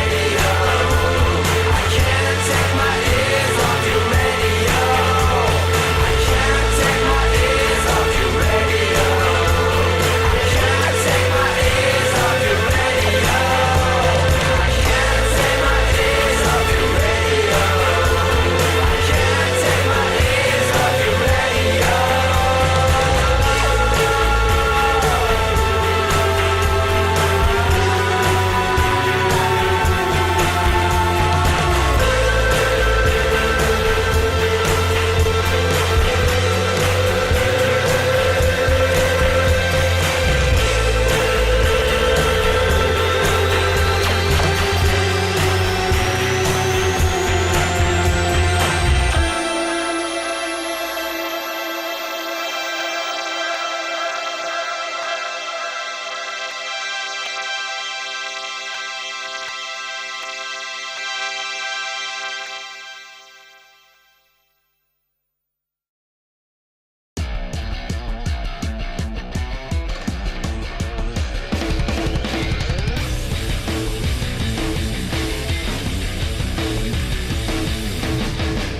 Did you know that EA has repeatedly been voted worst company in America by Consumerist? That's impressive for such a competitive field. It's like being voted worst human being attending the Grammy Awards. So hats off to EA. All that grating kittens onto their cornflakes must be its own reward to a large extent, but it's nice to get the recognition now and then. But one of the polyps on the upper portion of EA's amorphous mass has recently made some gas expulsions vaguely reminiscent of human speech, stating that they don't want to win this award anymore and that the new goal is to be a player-first company. Well, it's very easy for a polyp to make gas expulsions and not as much to put those gas expulsions into practice. But with this promise in mind, I can say that The Sims 4 absolutely redefines video game sequels. I always thought they were supposed to have more features and be generally better than the previous game, or indeed any of the previous games, but that just goes to show how old my thinking is. Player first, I'm guessing, is EA's answer to the question, who wants this marrow up their arse? So presumably you know what The Sims is by this point. It's the best possible argument against the existence of a benevolent interventionist god, in which you direct small groups of dollhouse residents until they cease to amuse, then burn their lives to the ground and laugh at their betrayed tears. But before you start assembling your psychotic single white female-esque campaign of torment, do bear in mind that there isn't any swimming in Sims 4, so you can no longer lure them into the pool and delete the ladder, which was so iconic to the series they might as well have removed the green diamond thing. I wonder if in their snip-happy way, EA truly realise how devastating to the core principle removing swimming pools really is. What The Sims is a consumerist middle-class fantasy about walling yourself off from the real world and reducing all measurement of human development and personal success to one's possessions, your dragon's hoard of crass suburban decadence, and in that game of top trumps, the swimming pool is a kingly crown. It's always the first thing on my progress list when I play The Sims, after a second toilet and a TV bigger than my left bum cheek. But that's not all. There's no end to the features that The Sims 4 obstinately does not have. Remember all that texture customization from Sims 3 that let you dress up in shower curtain fabric and upholster the sofa with reindeer patterned Christmas jumpers if you so wanted? That's out. It's chintz and pastels or fuck off back to Call of Duty. What about an intervening stage between infancy and childhood so that babies don't instantly switch from one to the other and parents don't find themselves suddenly breastfeeding a 12-year-old in mixed company? Out the balloon with you, toddlers. Whoops, they didn't fly so well. A large and seamless overworld full of workplaces, shops, entertainment and communal facilities. Who the the hell authorized that kind of extravagance? Bin it, and break out the loading transitions. Of course, none of the above features couldn't be returned to the game later on with content patches, but if you seriously think that the thought of charging for them hasn't slithered its way across EA's mind like a fat slug made of rancid spam, then you've been listening to too many gas expulsions. After all, who's going to foot the bill for all the additional work? Player first!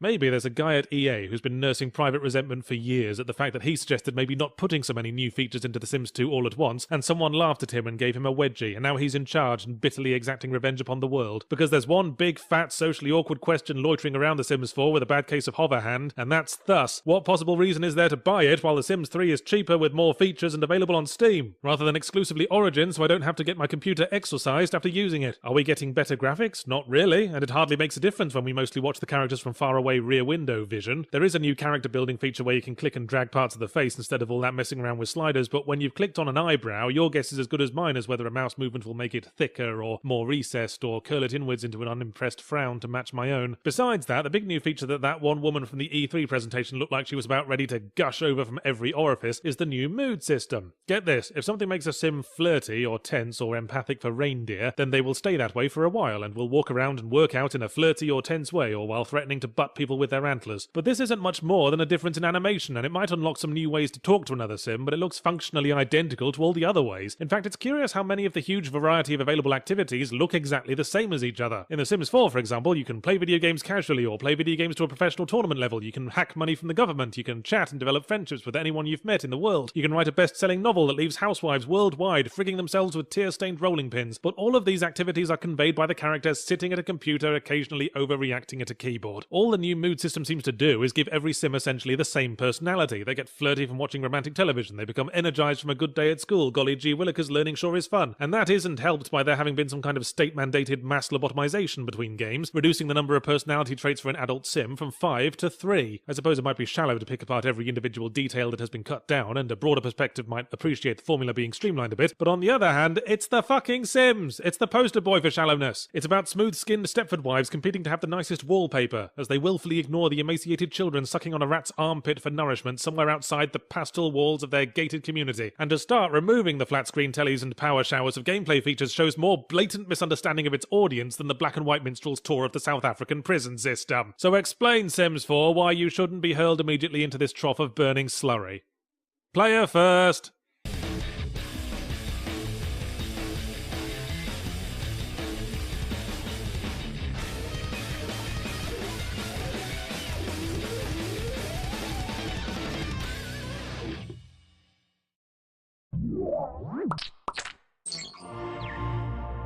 This episode of The Totally Rad Show is brought to you by Jackthreads. Coming up, you've never seen media mashed up quite like this. It's time for Media Mashup.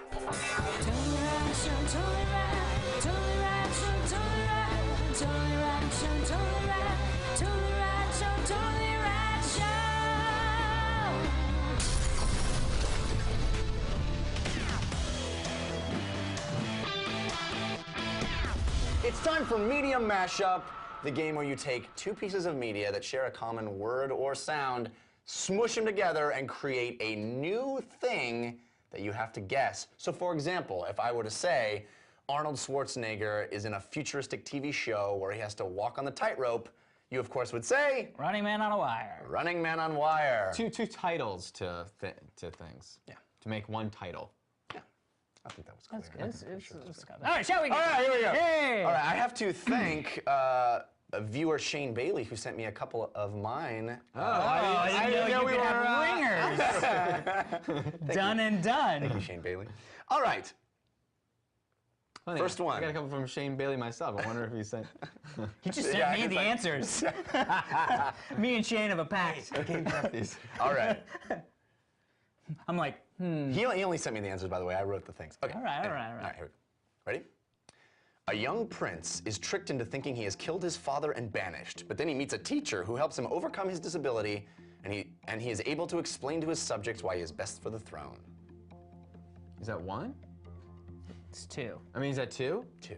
Is it one, then the same one again? No. Okay. Here's the problem. I know both of these movies. Good. They just don't connect. They do, though.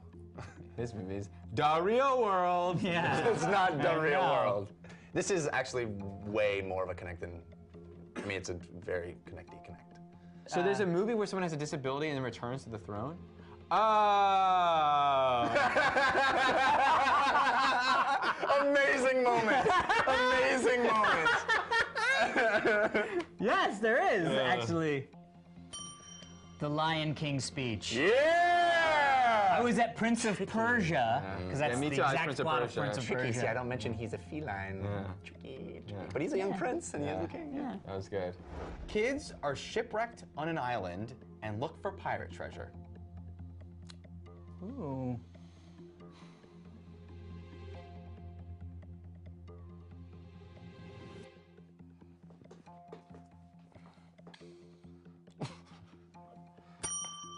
Is it Blue Lagoonies? That's what I'm talking about. I kept thinking it was Lord of the Flies. I did too. And then I was like, Flies, Treasure Pirates. I almost went to Pirates of the Caribbean Part 2-nies. A young boy discovers he has the ability to command mythical creatures, only to find out he must kill one to save the girl of his dreams. Let it sink in. Wash over you. 2 movies? Yes, it is. Good question. So we're trying to get a movie where a kid controls mythical creatures. Right. I thought I had it. I was thinking Percy Jackson and the Lightning Thief. Really? I was thinking Beastmaster, which may or may not be it. And he doesn't control mythical creatures, he controls regular creatures. Animals. That is a true statement he just made. Yeah. Mythical creatures. Mythical. Yeah, mythical. So Pegasus. Yeah, unicorns, dragons. Dragons. I got it. Wait, I know the first one now. I don't know. I think we both do. I love that. Unicorns, Pegasus, dragon. Everybody got quiet. To slay one. What? Oh my god, Dan. How to Train Your Dragon Heart? Oh my god! No. How to Train Your Dragon... What's it? Can you read it again? You... No, maybe I don't know it then. There's no, that's an impossibility. Oh. How to Train Your Dragon Slayer. How to Train Your Dragon Slayer! The movie I he thought literally it was. goes, you have to slay one, and you're like, I got it. How to Train Your Dragon Heart. I thought it was, I think he does the same thing in Dragonheart. I thought it was... No, No, well, he it has has dragon to, in it. but not, that's not the goal. Yeah. He has a, I thought it was Aragon. Could have been. And there's Aragon in 60 seconds, which would be great. Oh, done. Yeah. That's next week. A little boy seeks to rescue his sister from a strange, foggy world. But when he doesn't have the budget to get her, he decides to shoot the movie around her. Whoa.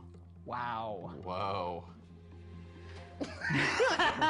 It's time to get into thinking stance, Dan. Read it again. A little boy seeks to rescue his sister from a strange, foggy world. But when he doesn't have the budget to get her, he decides to shoot the movie around her. Definitely know the second movie. I think I have know to the know the second movie. It's just, what is the first movie? Well, I think that ends in that. You're making a big assumption, guys, about the first thing. Is the assumption that it is a place that is strange and foggy? I'll tell you, the assumption is that it's a movie. Oh! Oh, fuck. Limbo Finger. Yeah. Yay! Shit. Yeah, I would have had that. Yeah. A group of men prepare to go to outer space and wrestle. Okay. That sounds like a movie I want to see. Yeah. I thought it was Starring definitely Stone Cold Steve Austin, Triple H, and The Rock. And wrestle? Uh-huh. Yes, Alex, you heard that right. I said wrestle. I thought maybe you were. A group of men prepare to go to space and wrestle. Yes. Are they both movies? No. Booyah! Woo! Okay. All right, now we're going somewhere. The right stuff enough? Yes. Yes. Stuff enough. Tough Hey, enough. yeah, baby. Yeah. You gotta know. You gotta know your audience. Right. Tough enough. The right tough enough. One hero must reunite old heroes from the 70s to battle together in different worlds to save themselves from their prison. What? Say it again. And is it two slowly. things? Try English this time. It's always two things. Two things and it's the movies? My things are two things. Two movies? I'm not going to answer those questions quite yet. One hero must reunite old heroes from the 70s to battle together in different worlds to save themselves from their prison. Where did you guys go? I have a fucked up guess. I don't think it's right. Why not? I'm gonna say it. Dang it. I will say that This is gonna be wrong. This one is the only one where worlds? I usually, it's like the same world, or same word. This one is a little bit of an interpretation. Yeah, it's fun, right? No, it's horrible. I felt pain, but I was like, it's so much gonna be the way that it works, it'll work. That's how we always feel. So then it's not. But it's not like stuff. So it's not A-Team America World Police. You could ring the bell if you want to try that, but that's it, right? It's a bad idea. You have to ring the bell in order to try that. It's a bad idea. Never mind. You've rung the bell. A-Team America World Police. No. Right. Hey, Team America. A-Team America World Police. Oh, no. There's one, I'll give you this. There's an adjective that I'm leaving out. Put it in. Before, if I put it in, you guys will get it. Before the, it's like a blank hero reunites old blank heroes from the 70s. There's an adjective that is missing. Super? Wow, I thought this one was gonna be a little easier. How about years? Yeah, years. So the first movie came out in the 90s. Oh God. The second movie came out in Further away. 2010. All right, I don't know if this will help you, but the adjective that is missing is actually black. A black hero must reunite old black heroes from the 70s to battle together in different worlds to save themselves from their prison. What? That's literally IMDb. Battle together. Oh, Daniel Trachtenberg! Hit me, bitches! Yeah. I'm gonna get you sucker punch. I'm gonna get you sucker punch! Yeah. I'm gonna get you sucker! It's like a black hero that comes in, theme Pretty music sure Sucker behind. Punch was released in 2011. Well, whatever, 2011. What do you mean, whatever? I'm gonna get you sucker said it punch! was 2010! This you might get this quickly. Maybe not. That's what we'll find out. Yeah. By playing the game. Yeah. A powerful god is cast out of the heavens and forced to live on Earth, where he sees the accidental death of an older son, causing strain in a wealthy family that made all their money by selling nudie magazines. How many things? 3 things. Whoa. I know the first two. If you know the first two, you should have the third. What's the first two? I know. Ah, Sorry. yeah. Do Audience, think about it a little bit. No, You do gotta it, think do about it. and then Ordinary People versus Larry Flint. Yes. Ordinary People versus Larry Flint. All right, that's functional. That worked. That's good, actually. When a Jewish prince is betrayed and sent into slavery by a Roman friend, he regains his freedom and comes back for revenge using a car with a mind of its own. Say it slower. When a Jewish prince is betrayed and sent into slavery by a Roman friend, he regains his freedom and comes back for revenge using a car with a mind of its own. Are they both movies? I mean, one's yes. movie and one's TV show. They're both movies. They're both movies? No, yeah, we both thought it. Well, has that been a movie as well? Oh, no, it hasn't. Okay, We both interesting. thought we What was knew the that TV show one. you thought? Knight Rider. Yeah, come on. Is the second movie really old? The second one? Actually, you know what? They're both really old, possibly made in the same decade. I'll say this. There's been many iterations of the second movie. Whoop, that went away. Okay. That was a Steven Spielberg movie? But I guess it's not. Wait, A Car with a Mind of Its Own, there's been many iterations of that movie? There's been many iterations of a movie that is a car with a mind of its own. With a mind of its own. Ben Herbie. Yes. Ah, Ben Herbie. Ben Herbie. That's actually good. I was going for Spartacar. Spartacar! A time traveler helps an animated character clear his name.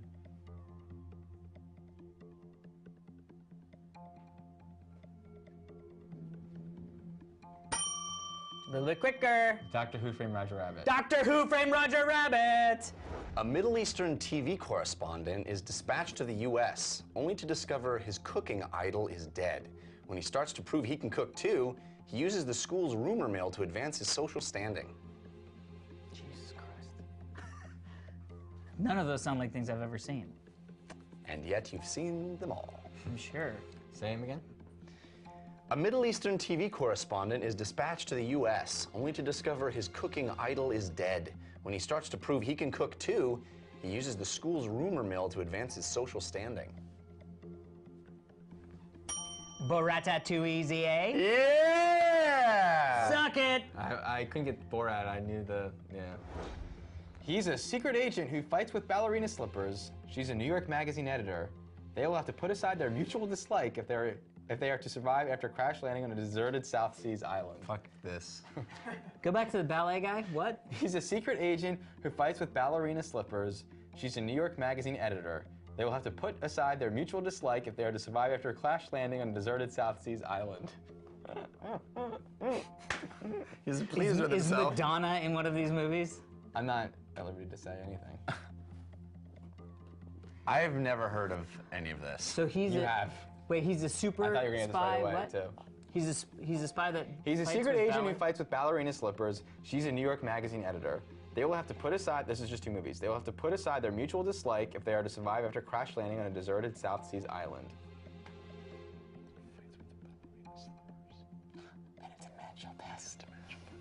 Funny you should say that. Funny I should say that. Alex knows something. So I fear Alex doesn't even know the first movie. I fear that either because I know the last word of the first movie, You would, and I have no idea. So you don't know the first movie. Well, that's. Is the second movie a movie I probably haven't seen? I have a feeling I haven't seen it. The second one? Yeah. You probably haven't seen it, but you know of it, right? Yeah, of course.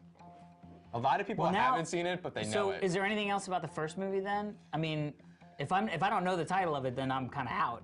I mean, I can't figure it out. Why don't you tell me the second one, and we'll work together? Because he thinks I would know the first one. You definitely know the first one. I mean, we've talked about the first one on the show. Something with it's made in the 80s. Is that a Harrison Ford movie? Oh, you're talking about the second one? The first now? one. Yeah. First one's made in the 80s. Is that why you guys were giggle pantsing? Because it's a Harrison Ford movie that I haven't seen? No. I got the first one. Now help. It's an 80s movie. Yeah. And it was a flop. Yes. Okay, I got it. It was a flop? Yeah. What is the second movie? Does he know the first one? Don't you think he does? He's heard of it. Yeah. You definitely don't know it. Wait.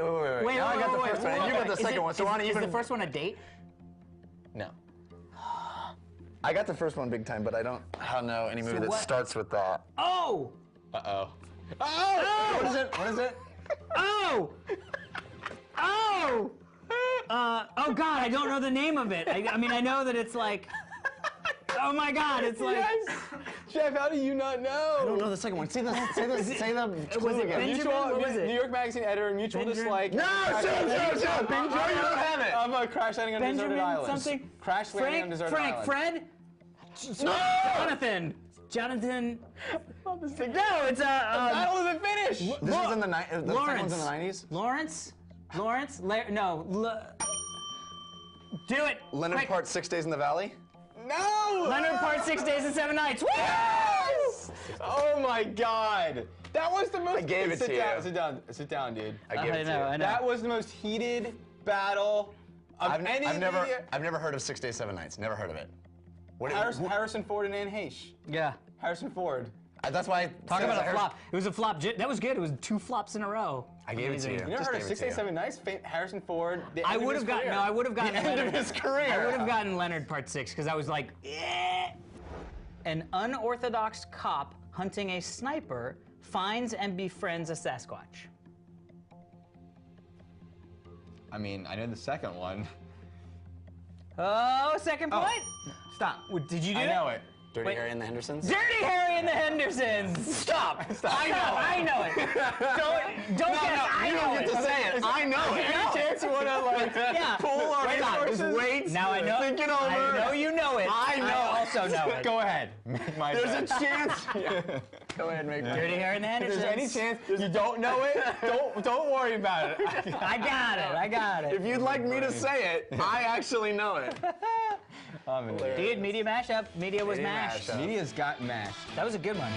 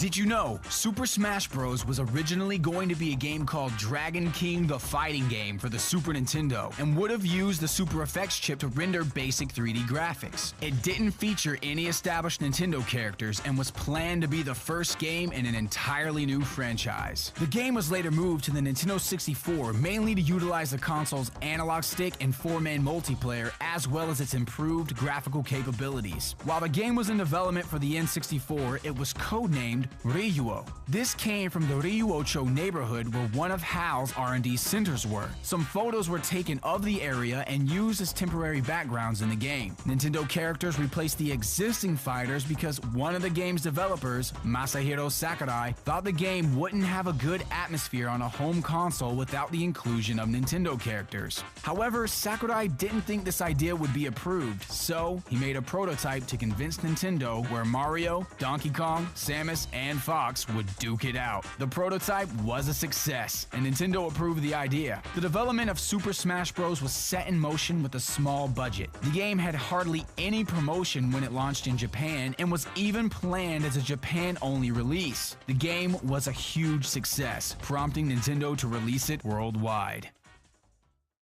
In the Super Smash Bros. Series, several characters have either been cut during development or were considered as fighters but were never added to the games. Starting with Super Smash Bros. On the N64, Bowser, King Dedede, and Mewtwo were all playable during development but were cut before the game's release. This information comes from a list on Nintendo Japan's website where Sakurai left a few comments on the game's development. The list was of a collection of video game characters the development team wanted to see enter the Smash Bros. Series.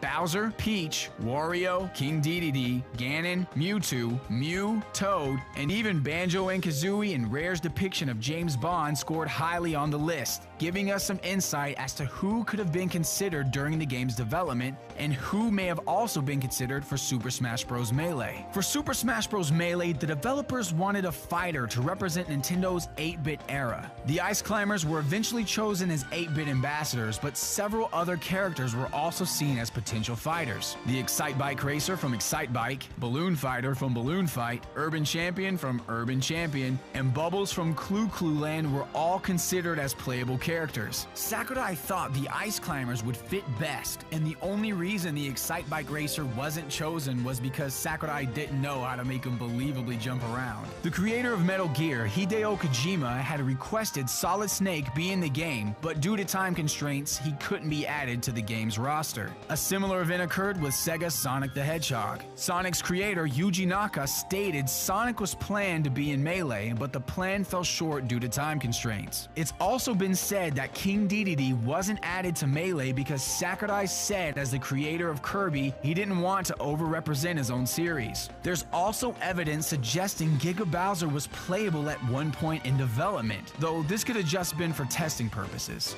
There are some unused, incomplete data files on the Super Smash Bros. Brawl disc revealing several characters were cut during development. These characters include Dixie Kong, Dr. Mario, Mewtwo, Roy, Toon Zelda, and Toon Sheik. Dixie, Dr. Mario, and Mewtwo seem self-explanatory, and it's presumed that Toon Zelda and Toon Sheik would have been various forms of Tetra from The Wind Waker. Roy is thought to be Roy from Fire Emblem, but since the character listing is so vague, some have speculated this could be another character with the name Roy, such as Roy the Koopaling or Metal Gear's Roy Campbell. That said, an unused victory theme for Roy can be found in the game's data, along with a victory theme for Mewtwo. There's a listing for a character named Pra Mai, and there are two theories surrounding this name. The most common and accepted theory is that this is an abbreviation for an Ice Climber-style collaboration of Plusle and Minun, as their Japanese names are Prasule and Minun. The second theory is that this somehow links to the random character selection, as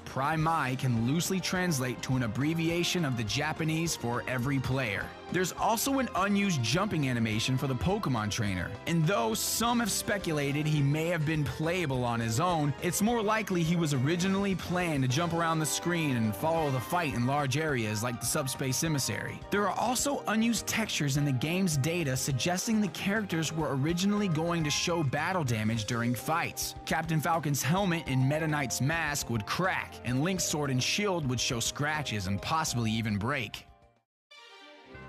Some of the trophies in the Super Smash Bros. Series contain some largely overlooked secrets. If you look carefully at the Metal Mario trophy in Super Smash Bros. Melee, you might be able to see that the image reflecting off of Mario is of the game's Yoshi's Island stage. The Metroid trophy in Melee also has an image reflecting off its body. The reflection is of the space station from the beginning of Super Metroid. The Super Smash Bros. Brawl Metroid trophy also has a hidden detail. The trophy's texture contains a small white mark that resembles the sprite of Earthbound's Mr. Saturn. It, however, can't be seen in-game as it isn't mapped to any visible area on the trophy model. If you go to the back of the Princess Daisy trophy and move the camera so it glitches through her hair, you'll be able to see a third eye on the back of her head. This eye was removed in later versions of the game. And if you inspect the bottom of Melee's Barrel Cannon trophy, you can see the characters 2L84ME. Players believe this to be a mildly cryptic message meaning, "Too late for me."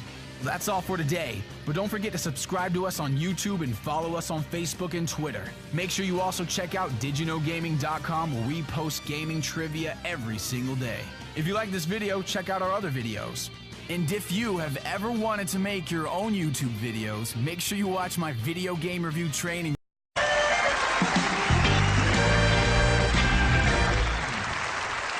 Good evening, ladies and gentlemen. I'm Jordan. I'm Lee. And we Benny. are We're the Axis of Awesome. And I'm Benny. Yeah, we've been a comedy rock band for close to 40 years now, and all that time we've never had a hit. And Yeah, but you guys know why. Why? Because we never wrote a four-chord song. What's that? What's a four-chord song, Benny? Well, if you want all the greatest hits from the past 40 years, just use 4 chords. Same 4 chords for every song. It's dead simple to write a pop hit. Just 4? Yeah, these 4. Here. 1, 2, 3, 4 chords. Sorry, let me get All you this need to straight, write a- Chicken Little. What you're trying to say is you can take those 4 chords, repeat them, and pump out every pop song ever. Is that what you're saying? Yeah. Fuck off. Yeah, fuck off, Chicken Little. Just listen. Do you recognise this? Yeah, that is Don't Stop Believing by Journey. It's a great song. Very original There's a few more that song. fit. Check it out. My life is brilliant. My love is pure. I saw an angel. Of that I'm sure. Well, that's just 2 songs that are similar. That's not a big forever young. 3 songs. I wanna be forever young. I won't hesitate no more, no more. It cannot wait. I'm yours. This is the way you left me. I'm not pretending. No love, no hope, no glory, no happy ending. 'Cause you were amazing. We did amazing things. If I could, then I would. I'd go wherever you will go. Feel the love tonight, and she will be loved. Yeah, she will be loved. Pictures of you, pictures of me, hung upon your wall for the world to see. 'Cause I can't live without you. Whenever I fall at your feet, you let your tears. Am I not pretty enough? Is my heart too Double time? Double time. When I find myself in times of trouble, Mother Mary comes to me. Sometimes I feel like I don't have a partner. That's the way it's gonna be, little darling. We'll go riding on the horses, yeah. No woman, no cry. Yeah, Mama, this surely is a dream. I come from a land down under. Once a jolly swagman kept my upon take on me. When I come around, Take me out. when I come around, I'll be gone with you.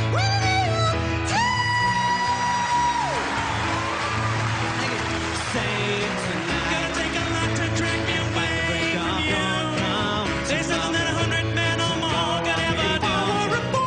I know she's playing with me.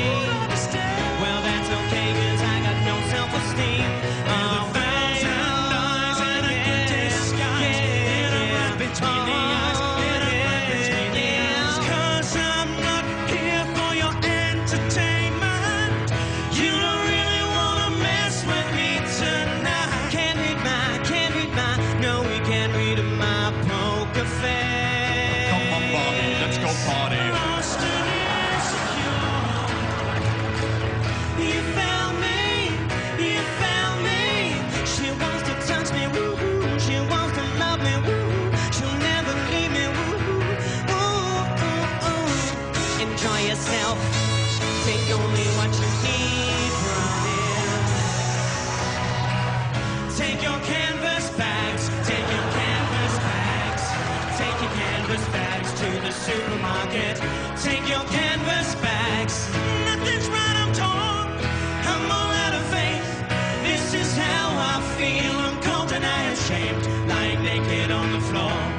Illusion never changed into something real. I'm wide awake and I can see I'm more than a bird.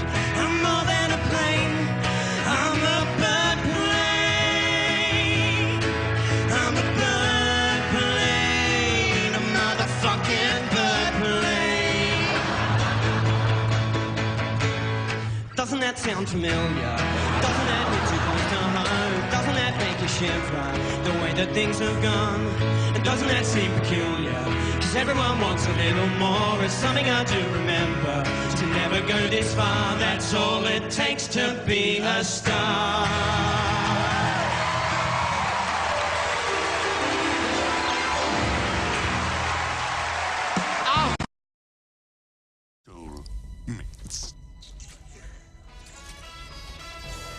Hit me one time. Hit me twice. Go! Oh! That's rather nice. Oil and grime. Poison sludge. Diesel clouds and noxious muck. Slime beneath me. Slime up above. Ooh, you love my toxic love.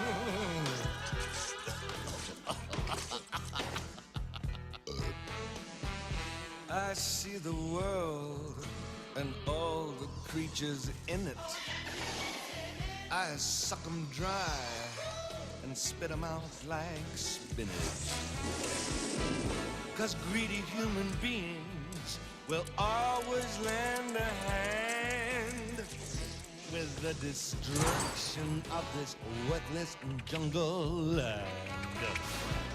And what a beautiful machine they have provided To slice apart the doom with my sweet breath to guide it.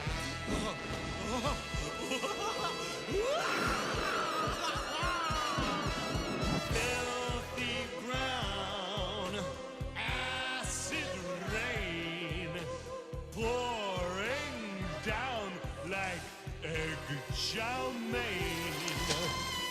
Slime beneath me, slime up above. Ooh, you love my toxic love.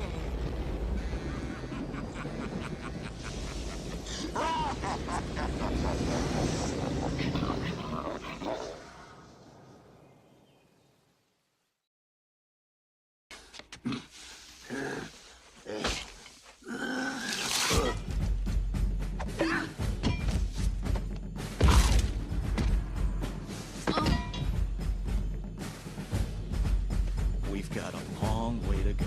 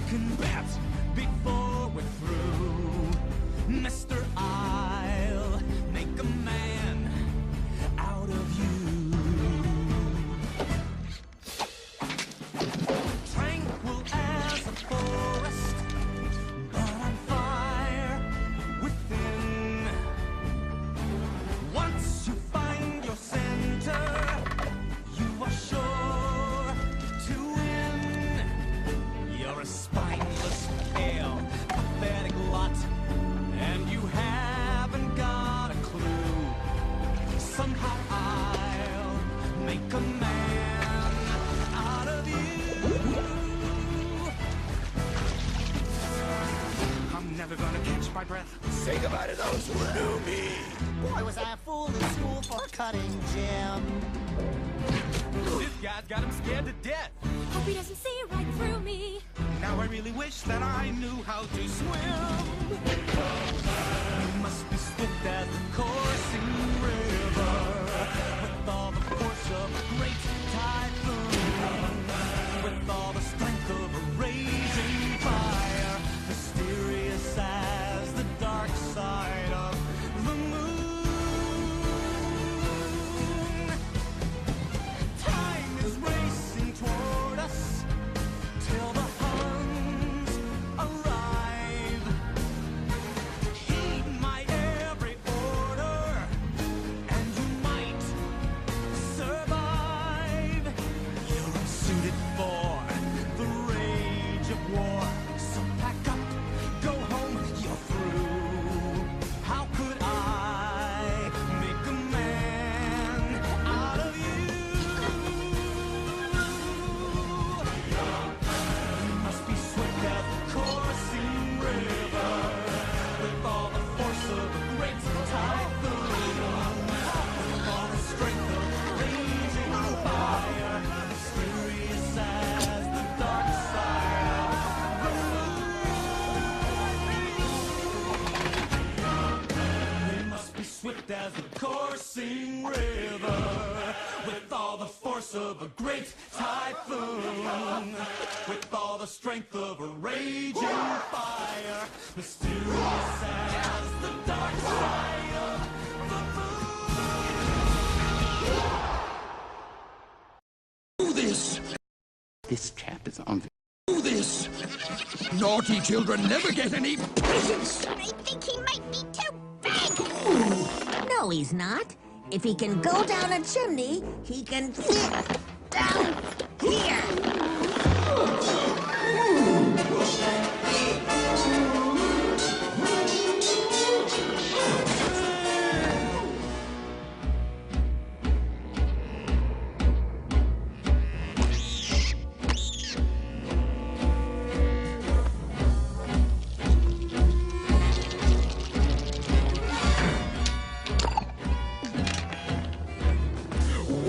Well, what have we here? Santa Claus, huh? Ooh, I'm really scared. So you're the one everybody's talking about. You're joking. You're joking. I can't believe my eyes. You're joking me. You gotta be. This can't be the right guy. He's ancient. He's ugly. I don't know which is worse. I might just split a seam now if I don't die laughing first. When Mr. Oogie Boogie says there's trouble close at hand, you better pay attention now, 'cause I'm the boogeyman. And if you aren't shaking, there's something very wrong, 'cause this may be the last time you hear the boogie song. Whoa, whoa, whoa. I'm Oogie Boogie Man. Release me now, or you must face the dire consequences. The children are expecting me, so please come to your senses. You're joking! You're joking! I can't believe my ears! Would someone shut this fella up? I'm drowning in my tears. It's funny. I'm laughing. You really are too much. And now, with your permission, I'm going to do my stuff. What are you going to do? I'm going to do the best I can. Whoa! The sound of rolling dice to me is music in the air. 'Cause I'm a gambling boogeyman, although I don't play fair. It's much more fun, I must confess, when lives on the line. Not mine, of course, but yours, old boy. Now that'd be just fine. Release me fast, or you will have to answer for this heinous act. Oh, brother, you're something. You put me in a spin. You aren't comprehending the position that you're in. It's hopeless. You're finished. You haven't got a prayer, 'cause I'm Mr. Oogie Boogie, and you ain't going nowhere.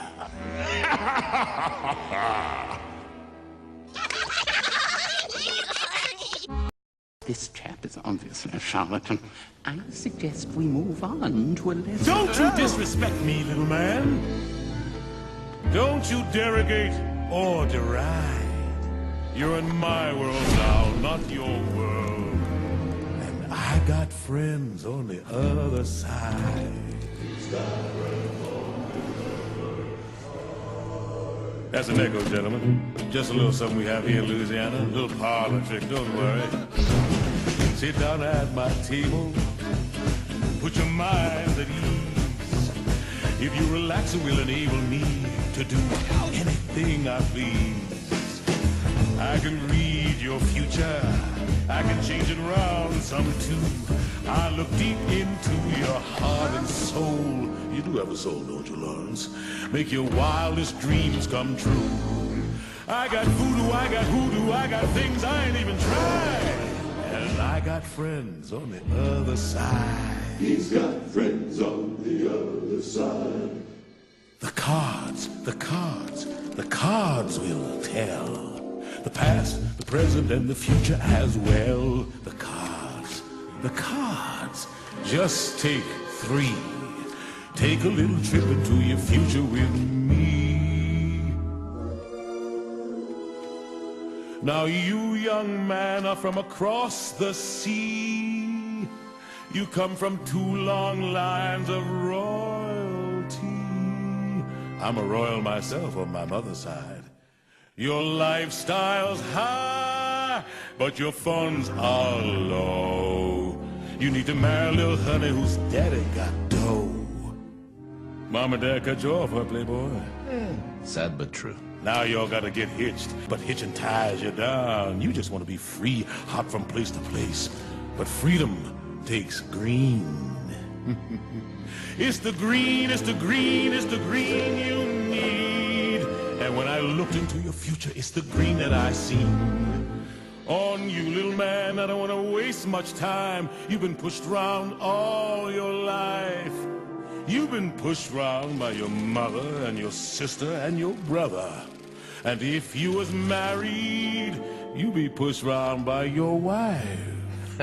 But in your future, the you I see is exactly the man you always wanted to be.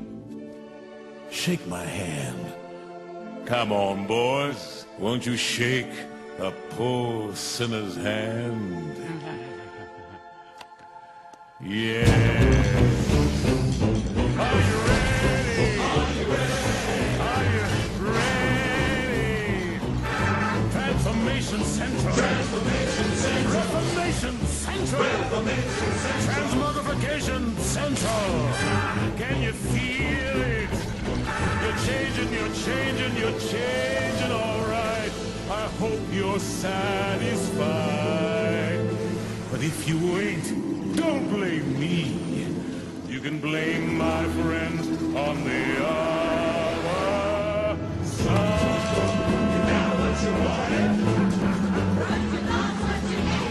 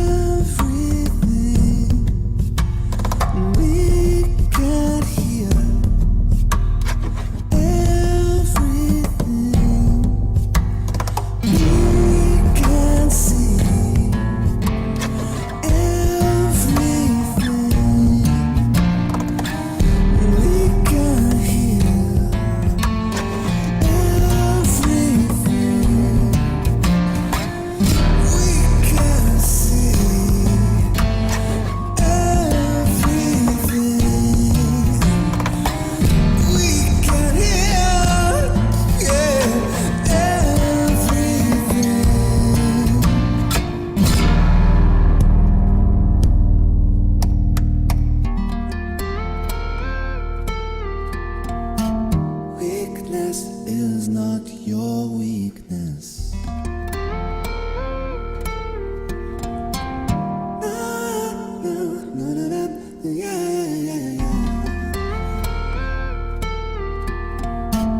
You are what you grow into. You're not what you were.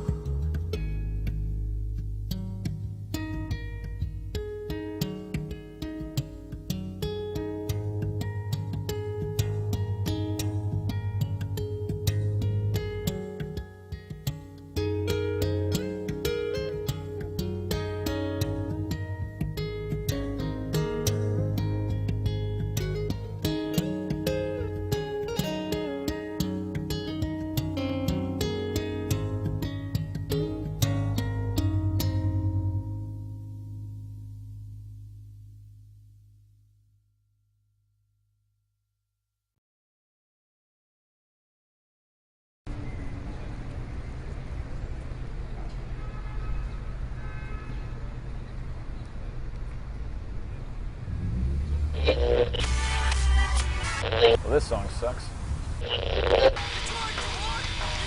Come on, my ears are gonna bleed. Give me something good. What a surprise, this song sucks too.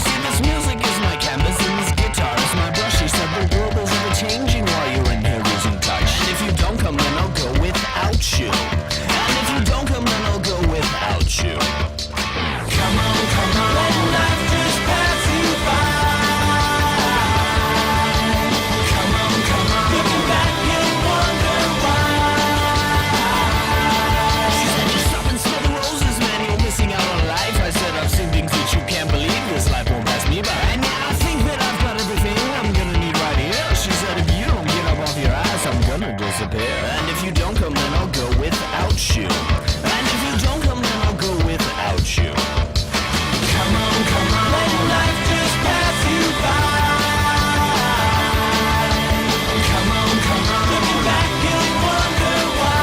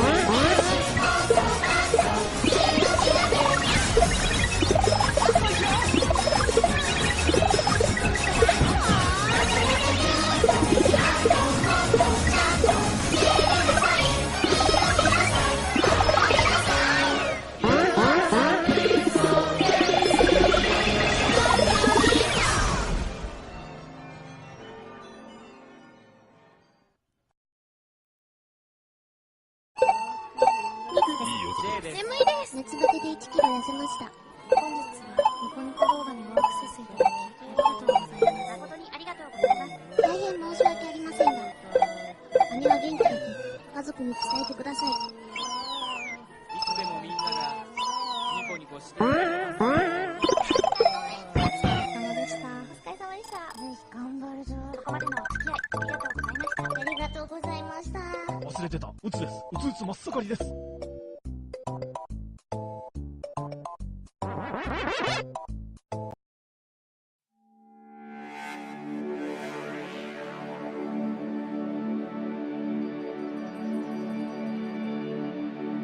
It's a pleasure to meet you, my friend. Come take a seat at my desk. I gotta tell you, kid, the whole team is more than impressed. Your melody's soar, and all of your choruses shine. The lyrics are sound, and your voice is fundamentally fine. But face it, if you wanna make it onto radio, kid, you gotta do as I say. Change all the hymns into hers, and just don't tell the world that you're happy to help. Take my card, please think about what I've said. But this is an industry where people make money, so your art has to sell. And you should never seek to challenge an audience. They buy what they're told, and we never get it wrong. Go write us an unoffensive, tasteful, conventional song like this one. Girls like boys and boys like girls, and that's the way it should be forever. Welcome to Tinseltown, kid, I'm gonna make you a star. You got the fire in your gut and everything that you need to go far. You're a talented guy who can shake Hollywood to the ground. And with us on your side, plus your looks, you're gonna conquer this town. But face it, if you wanna break into this business, kid, you gotta play the part. And you'll never play a leading man if you let on to your fans the truth about who you are. Just remember that girls like boys and boys like girls, and that's the way it has been forever. Girls like boys and boys like girls, and that's the way it will be forever. On the radio, in Hollywood, on the TV shows, for the greater good.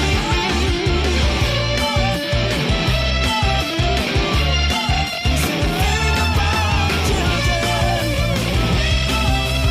Think about the children. You wanted me to write a hit record for the radio. Are you never gonna get it? The kids already know. These girls like girls and boys got a boyfriend. I like guys and they like me. We hold hands, make out, and do all the things that lovers do. Some girls like girls and boys got a boyfriend. I like guys and they like me. We hold hands, make out, and do all the things that lovers do.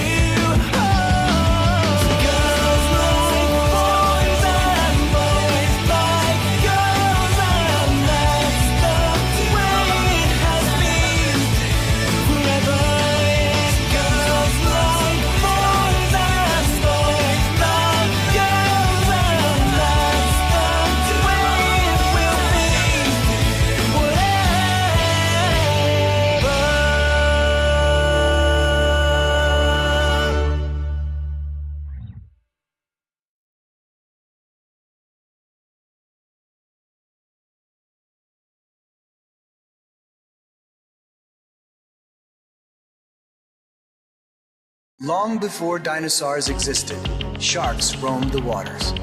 Few other species on Earth inspire so much respect and fear. Cruising underwater, and they have these huge muscles, cruising underwater. And so they see this thing kind of moving. They can see you in pitch blackness. They hear your heart pounding inside your chest. It's gonna do a lot of damage, even if it doesn't bite you. They can sniff out a drop of blood. They can see you in pitch blackness. Cruising underwater, and so they see this thing kind of moving. Bam, they get it. It's the bite of the great white. Almost a death blow without even biting it. The bite of the great white. Taking it by surprise, inflicting a massive fight. Taking it by surprise, inflicting a massive fight. Great whites can sense blood in the water 3 miles away. And they don't keep us waiting long. When the white sharks want something, they really go hard to get it. If they wanted us, nobody would get away. Cruising underwater, and they have these huge muscles, cruising underwater. And so they see this thing kind of moving. Bam, they get it. It's the bite of the great white. Almost a death blow without even biting it. The bite of the great white. Bam, they get it. It's the bite of the great white. Almost a death blow without even biting it. It's the bite of the great white. We still have a lot to learn about these mysterious and misunderstood creatures. Scientists continue to unravel their secrets.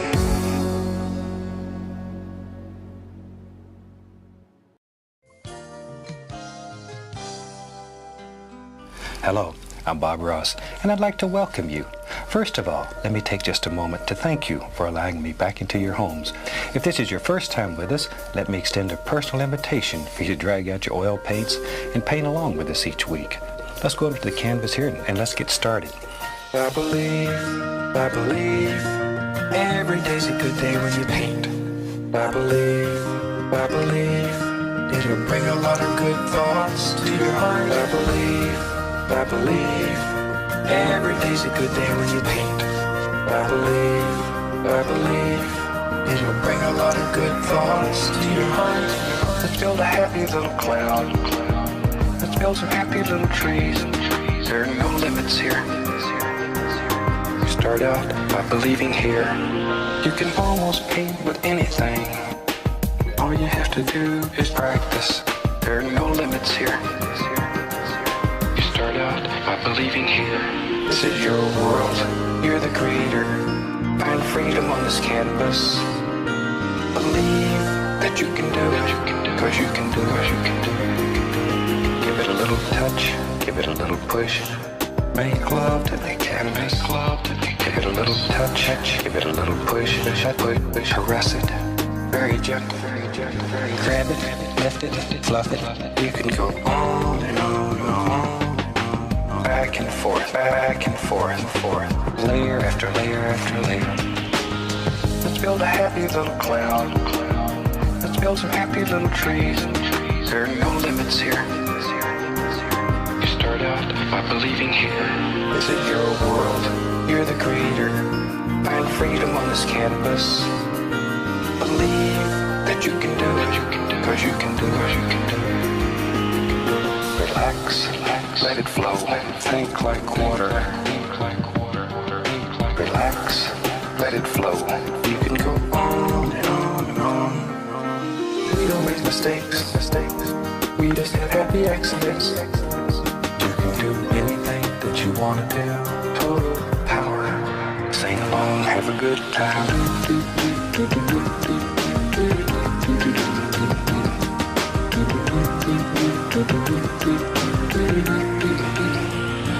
This is your world. You're the creator. Find freedom on this canvas. Believe that you can do it, cause you can do it, cause you can do it, you can do it. I believe, every day's a good day when you paint. I believe, it'll bring a lot of good thoughts to your heart. I believe, every day's a good day when you paint. I believe, it'll bring a lot of good thoughts to your heart.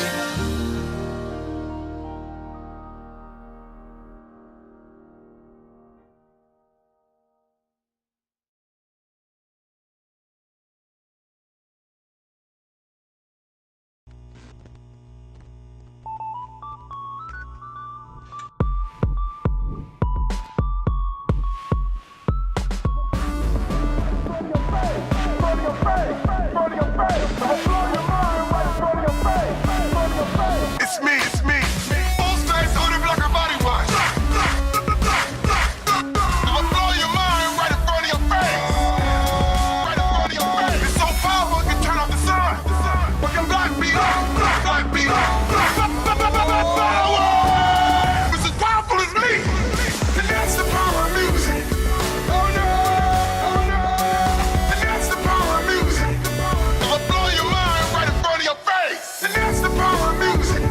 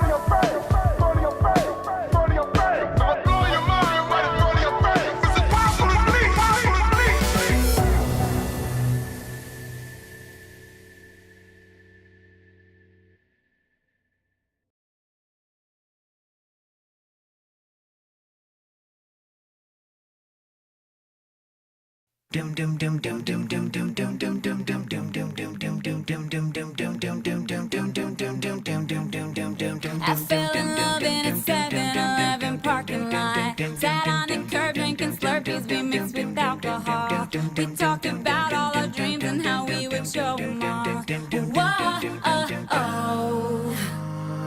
I told him I got a plan and I'm gonna dominate. And I don't need any man to be getting in my way. But if you talk with your hands then we can negotiate.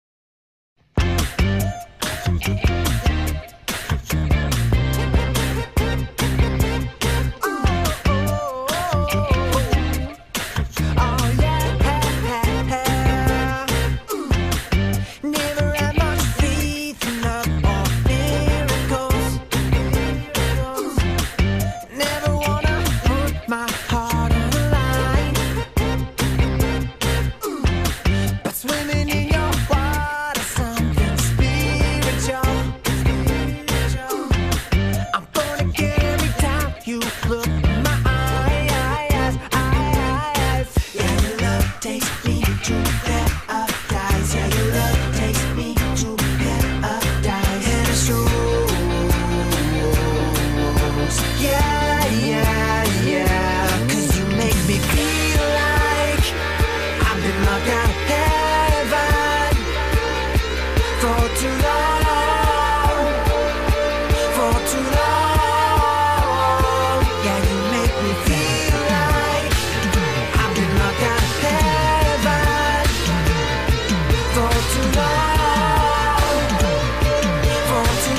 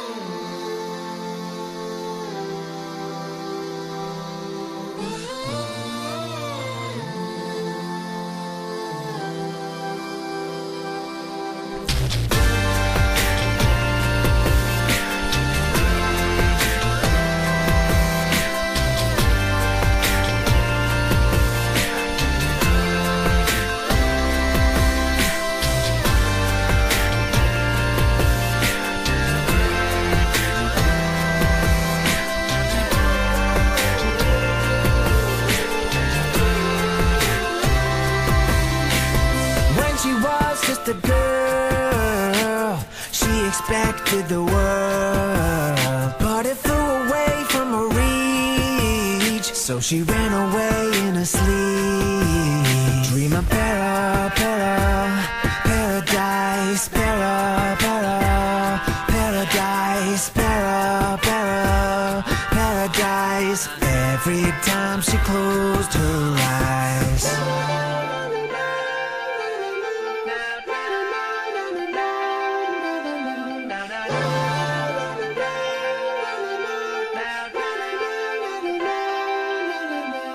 When she was just a girl, she expected the world, but it flew away from her reach, and the bullets catching her teeth.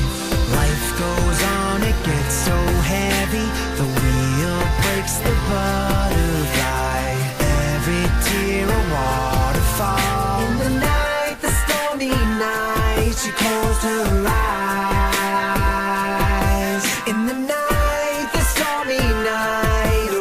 she flies.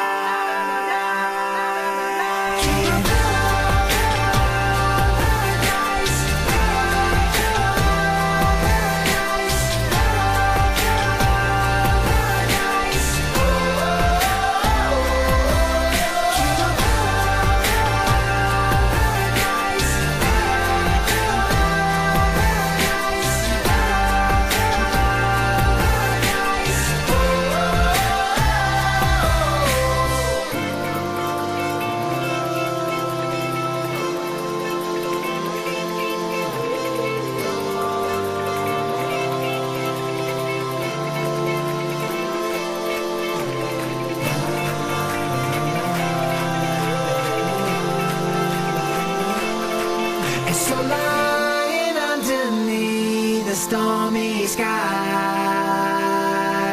she said, oh, I know there's summer set to rise.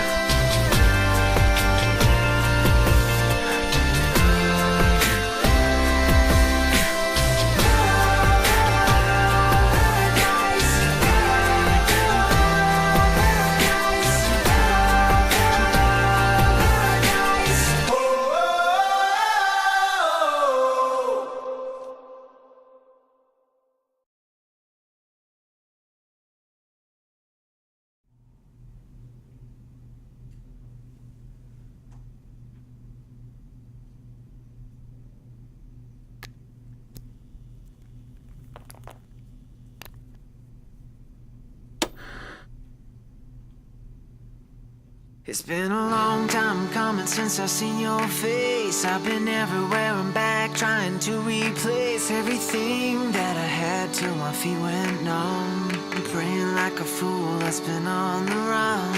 Heart still beating but it's not working. It's like $1 million phone that you just can't ring. I reached out trying to love but I feel nothing. Yeah, my heart is numb. But with you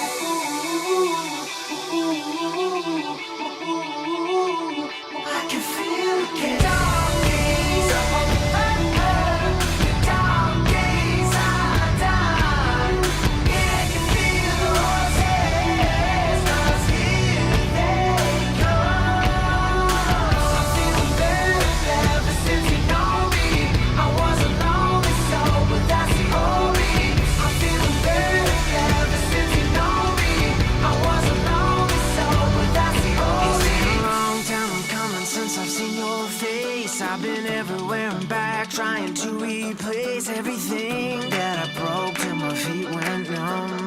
Praying like a a fool, just shot off a gun. Heart still beating, but it's not working. It's like 100,000 voices that just can't sing. I reached out trying to love, but I feel nothing. Oh, my heart is numb. But with you, I feel again. Yeah, with you, I can feel again. Yeah, with you, I'm feeling better ever since you know me. I was a lonely soul without the only. I'm feeling better ever since you know me. I was a lonely soul. Ooh, the dark days are over. The dark days are done. Can you feel the horses? 'Cause here they come. Feeling better ever since you know me. I was a lonely soul without the only. I'm feeling better ever since you know me. I was a lonely soul without the only.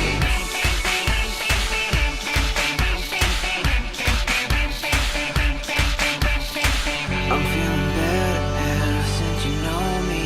I was a lonely soul, but that's the only. The dark days are over. I feel again. The dark days are over. I feel again. Yeah.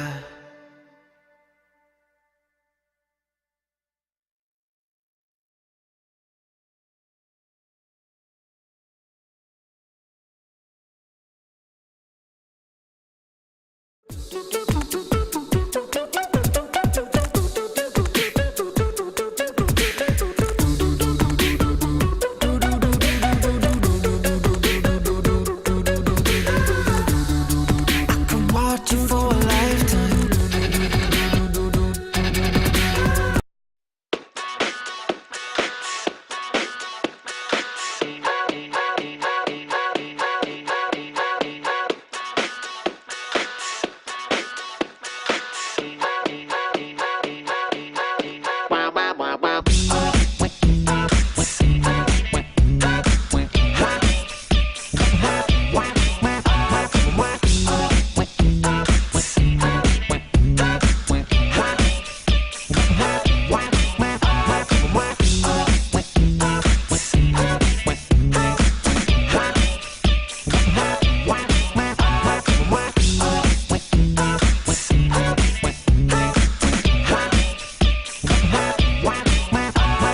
Work it, make it, do it, makes us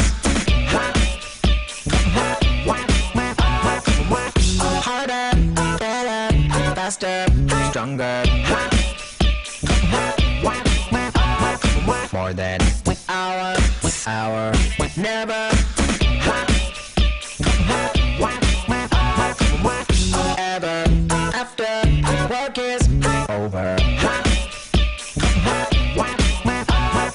Work it, make it, do it, makes us harder, better, faster, stronger. Work it harder, make it better, do it faster, makes us more than ever, hour after hour, work is never over. Work it harder, make it better, do it faster, makes us more than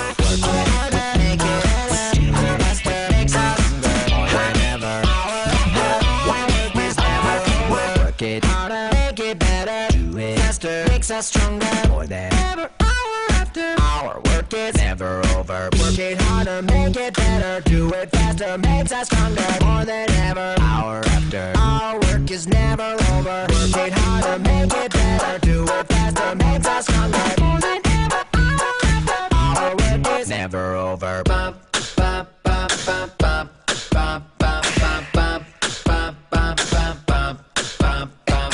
Work it harder, make it better, do it faster, makes us stronger. Faster, stronger. Work it harder, make it better, do it faster, makes us stronger. Work it harder, make it better, do it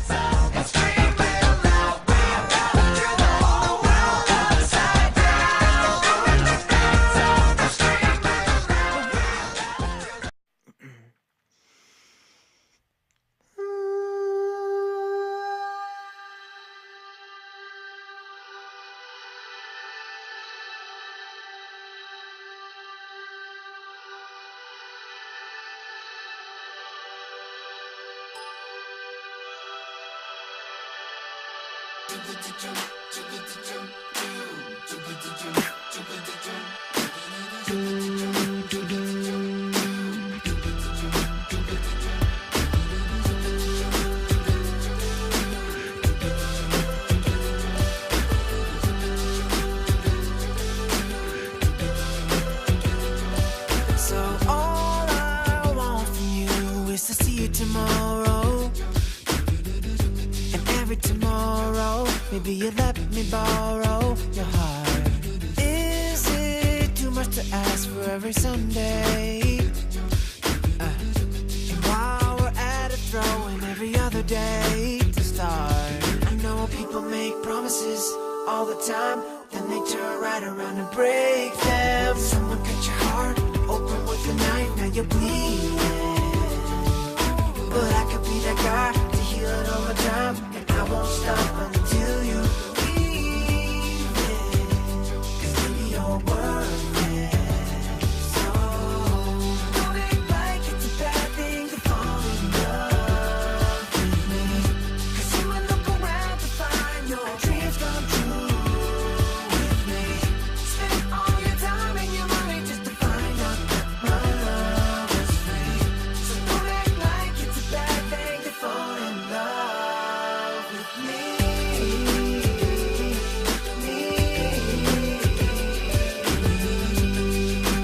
It's not a bad thing to fall in love with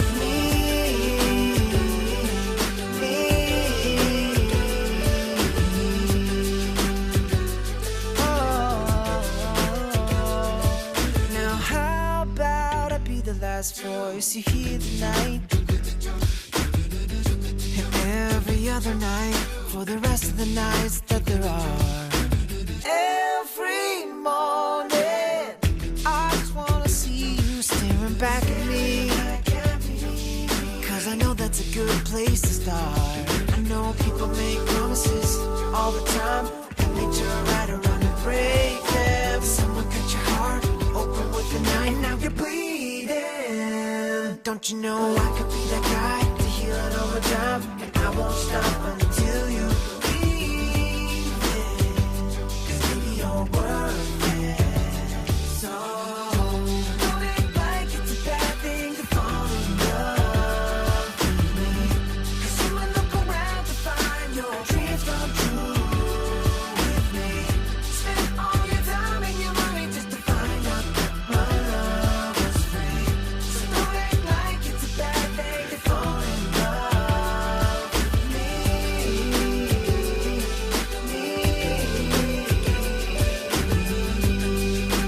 It's not a bad thing to fall in love with me.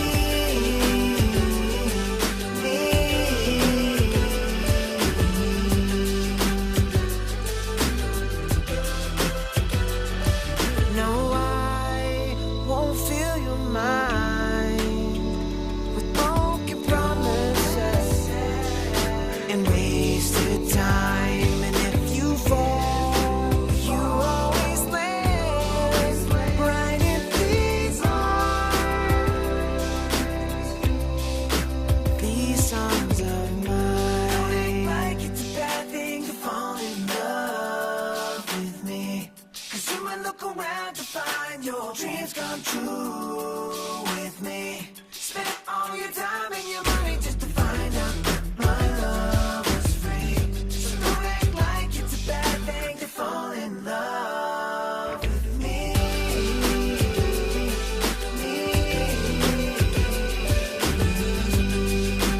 It's not a bad thing to fall in love with me.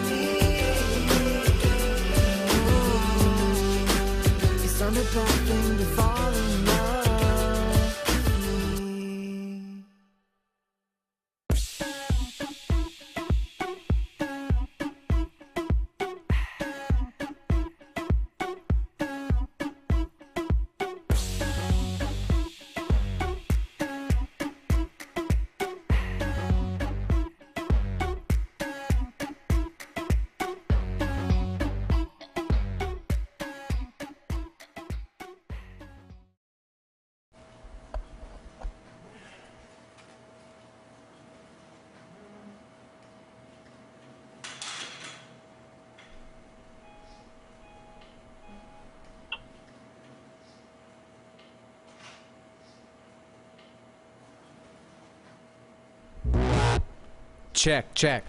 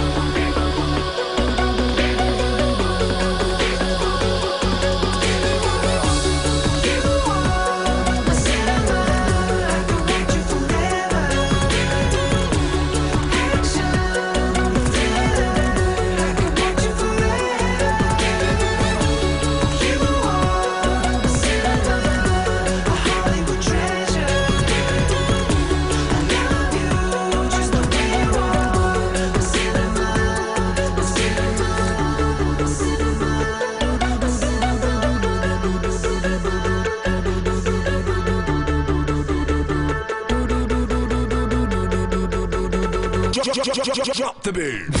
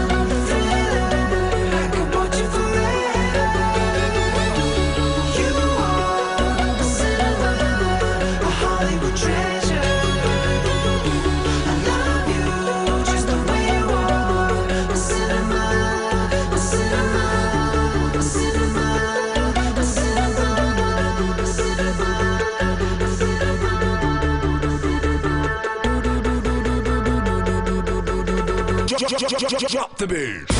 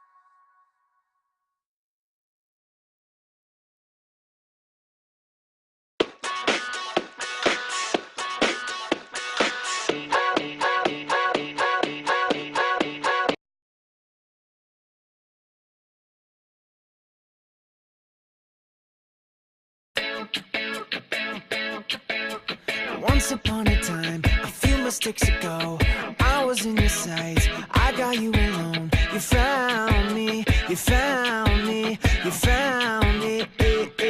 As long as you love, yes I didn't care, and I guess you like that. And when you fell hard, I took a step back. Without you, without you, without you.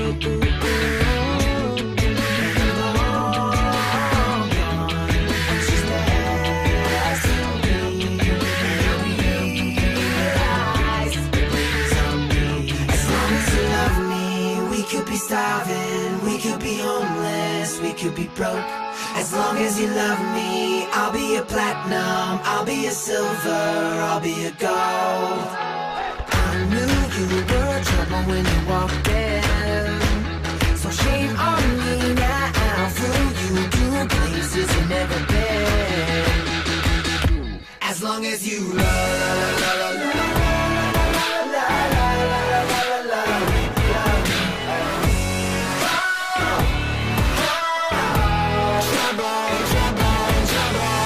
Apologies, I'll never see you cry. Pretend I don't know that I'm the reason why you're drowning, you're drowning, you're drowning. And you heard I moved on from whispers on the street. A new notch in my belt is all you ever be. And now I see, and now I see, and now I see. As long as you love me, we could be starving, we could be homeless, we could be broke. As long as you love me, I'll be a platinum, I'll be a silver, I'll be a gold. Yeah, I knew you were trouble when you walked in, so shame on me now. Flew you to places you've never been.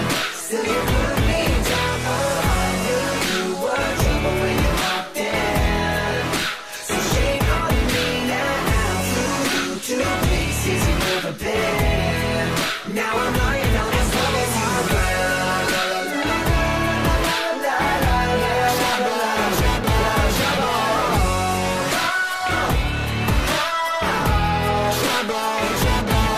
And the saddest fear comes creeping in, that you never loved me. It hurts everything and everything, yeah. I knew you were trouble when you walked in, so shame on me now. Flew you to places you've never been. Still you put me down. Oh, I knew you were trouble when you walked in, so shame on me now. Flew you to places you've never been. Now I'm lying on the cold hard ground.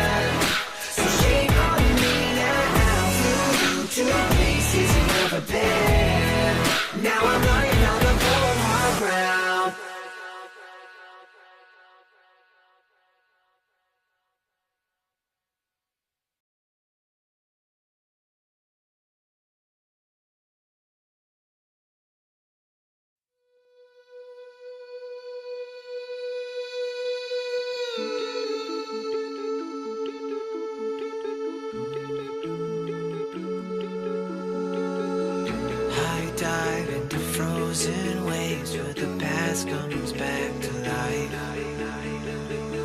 Fight fear for the selfish pain, it was worth it all the time. Hold hold still right before we crash, 'cause we both know how this ends. A clock ticks till it breaks your glass, and I drown in you again. 'Cause you are the piece of me I wish I didn't need. Chasing relentlessly, still fighting, I don't know why. If our love is tragedy, why are you my remedy?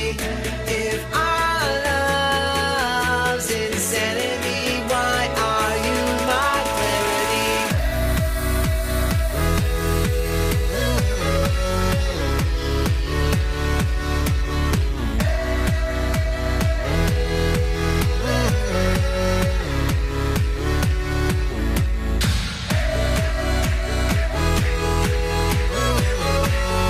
Why are you my clarity?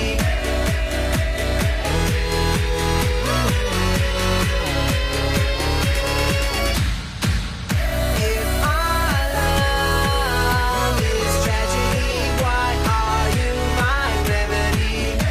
If our love's insanity, why are you my clarity?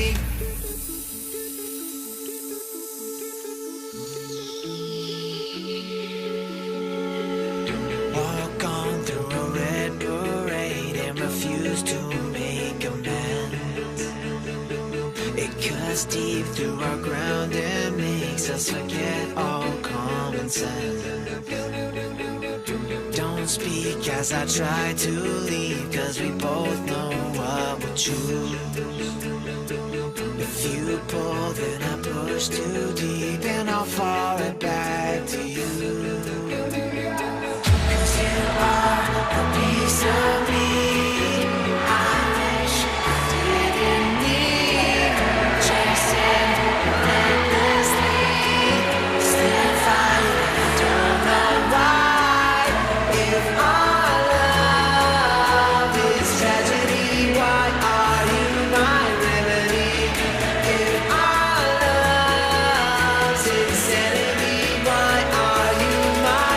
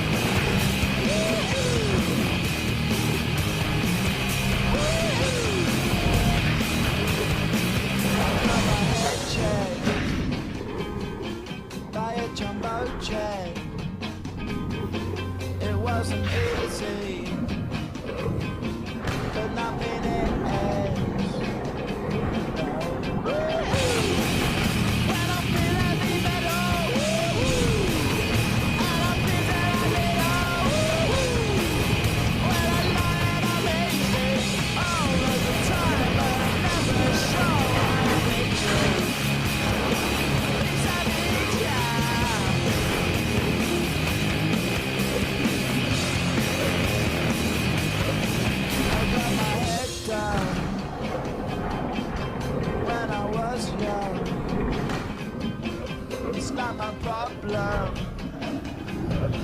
It's not my problem.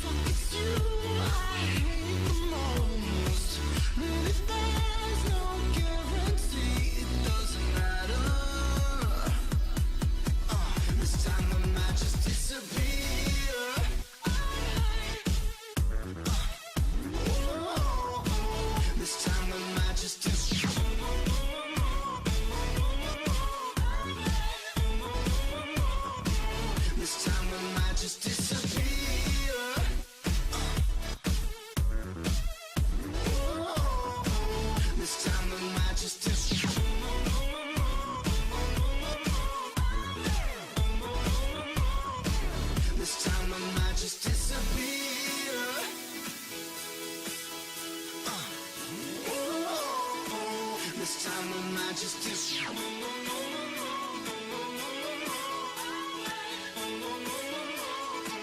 This time I might just disappear.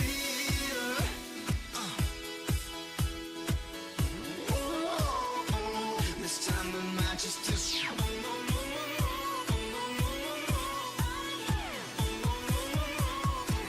This time I might just disappear.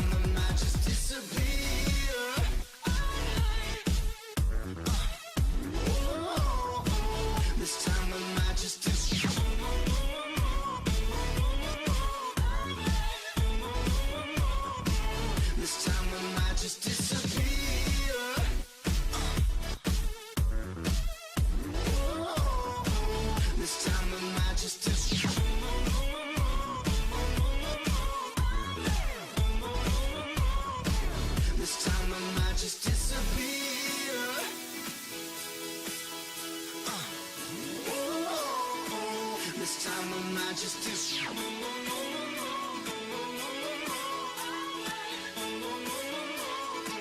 This time I might just disappear.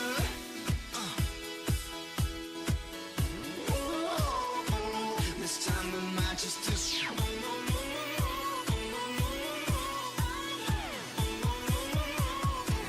This time I might just disappear.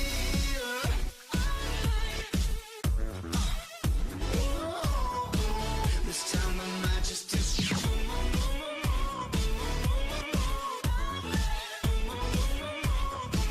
This time I might just disappear.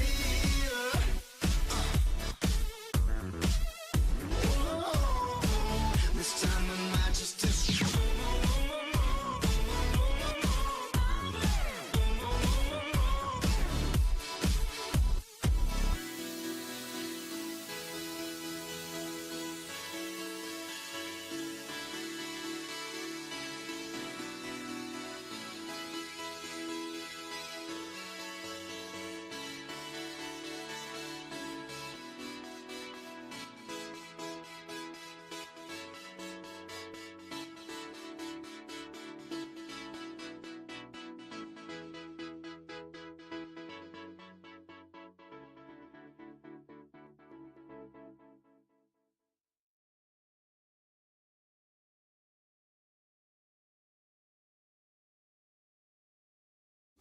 Don't matter if it feels for you.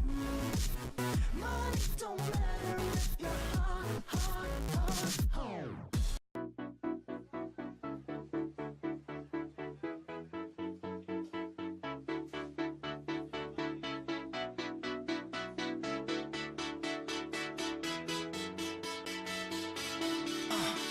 Cause the world might do me in. It's alright cause I'm with friends. Cause I'm giving up again. It doesn't matter. I'm feeling like a ghost. And it's what I hate the most. Cause I'm giving up again. This time I might just disappear.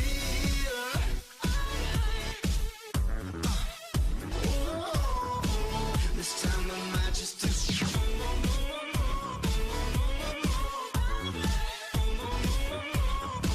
This time I might just disappear.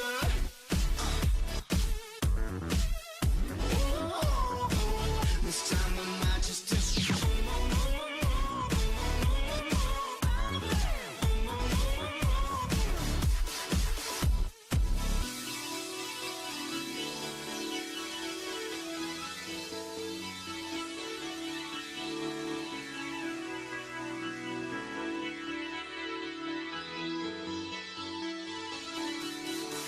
Try to heal me, then I'm done.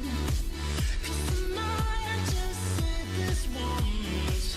See this play out in my dream, it doesn't matter. Time to giving up the ghost. Fuck it's you I hate the most. Really there's no guarantee, it doesn't matter. This time I might just disappear.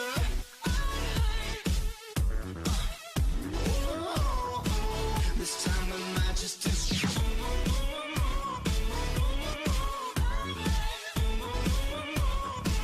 This time I might just disappear.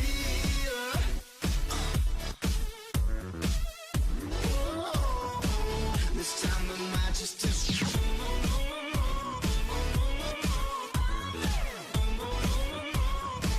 This time I might just disappear.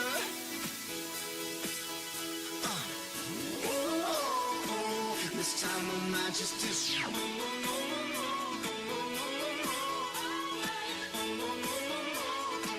This time I might just disappear.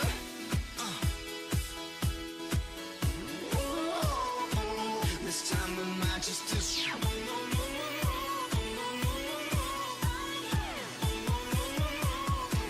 This time I might just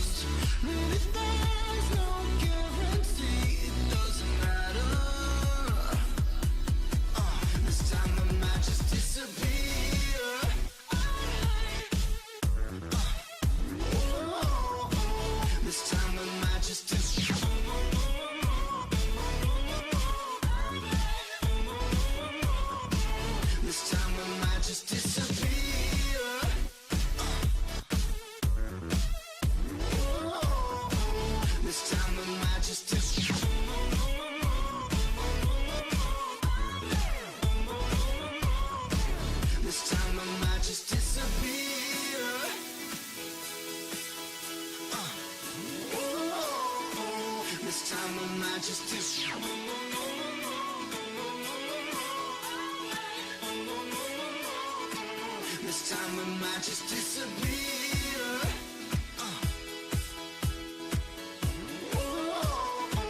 This time I might just disappear.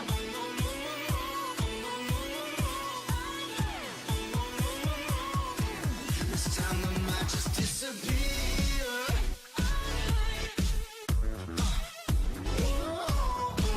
This time I might just disappear.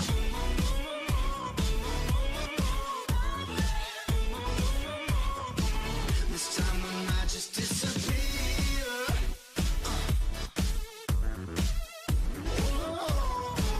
This time I might just disappear.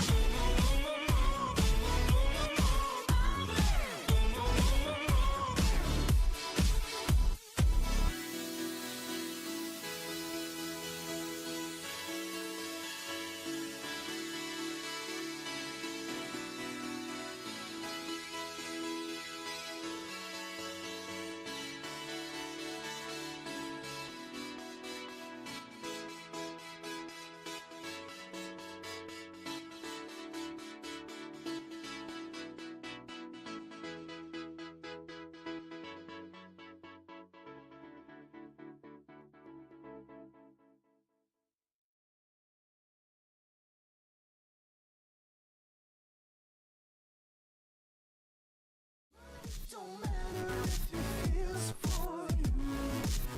Money don't matter if you're hard.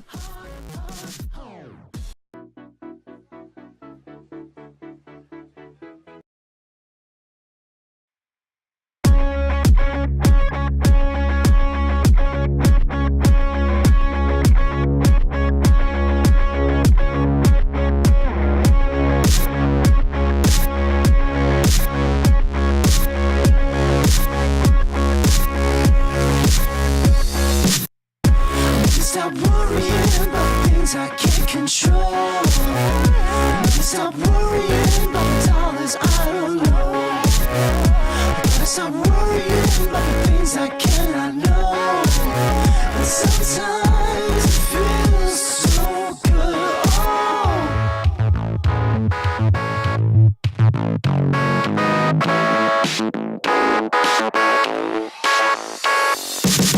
Money don't matter if it feels for you. Money don't matter if you're hard. Money don't matter if it feels for you. I used to worry every day. Now I got better things.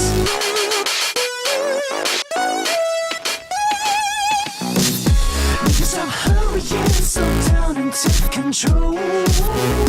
Gotta stop worrying about your problems, you should know. Niggas stop feeling like my life is such a mess. Because the world's got me in it. It's my time and I should live it.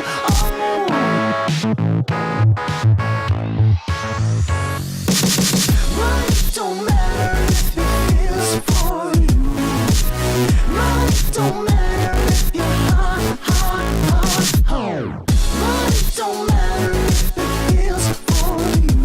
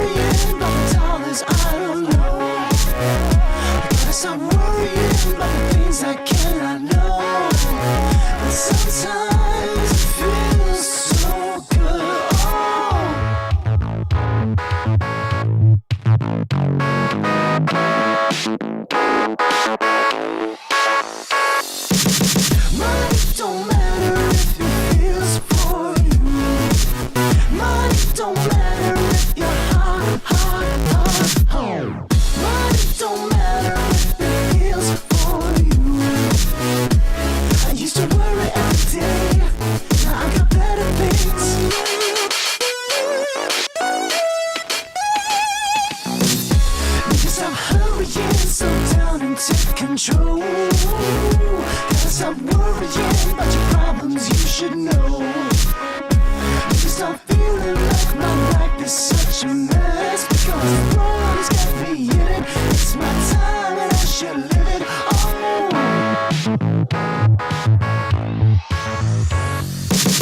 money don't matter if it feels for you. Money don't matter if you're hard. Money don't matter if it feels for you. I used to worry every day, now I got better things.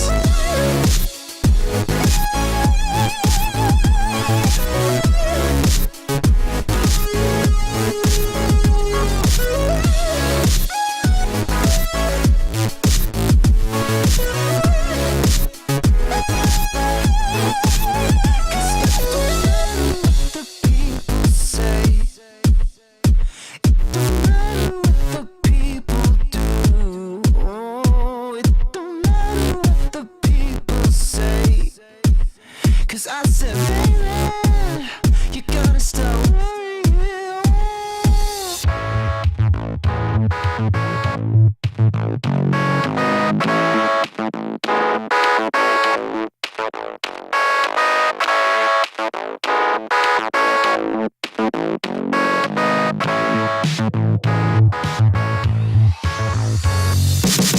money don't matter if it feels for you. Money don't matter if you're hard.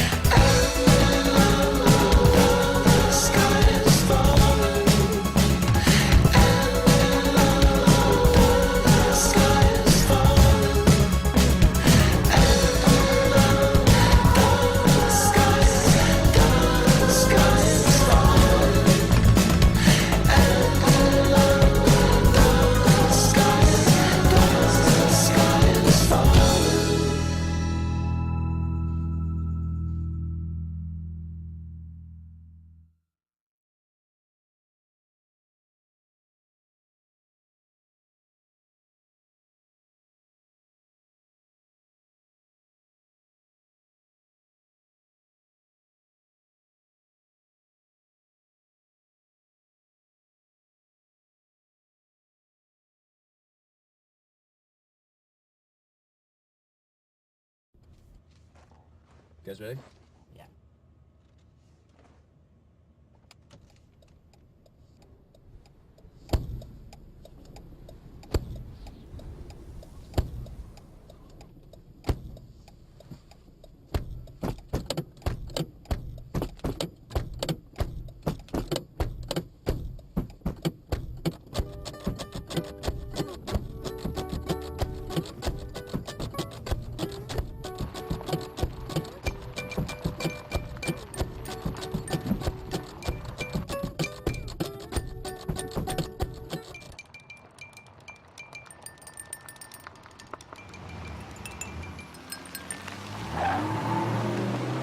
I've been waiting for months, waiting for years, waiting for you to change.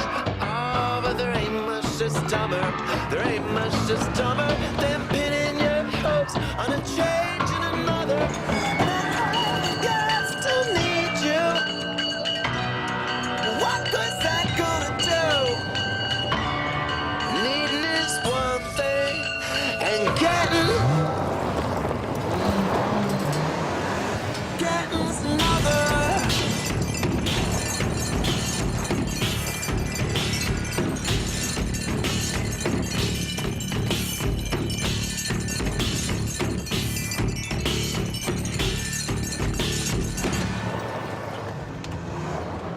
So I've been sitting around, wasting my time, wondering what you've been doing.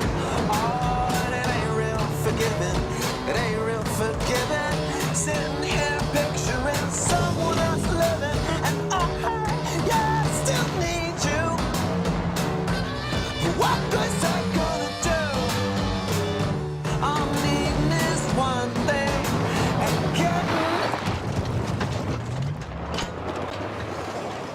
getting's another.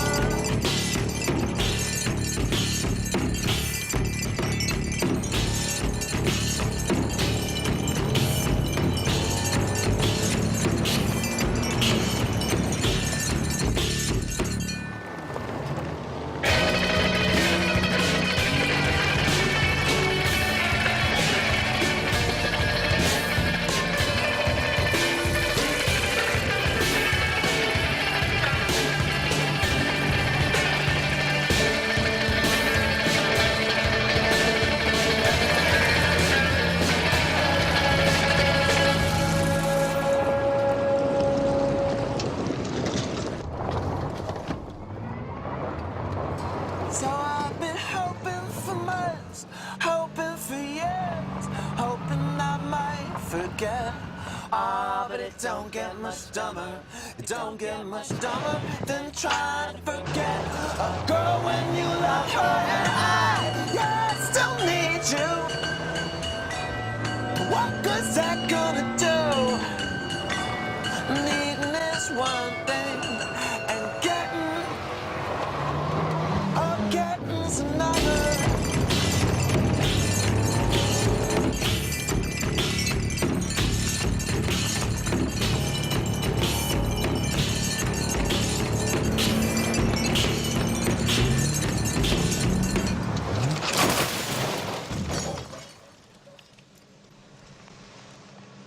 Do we get it? Got it.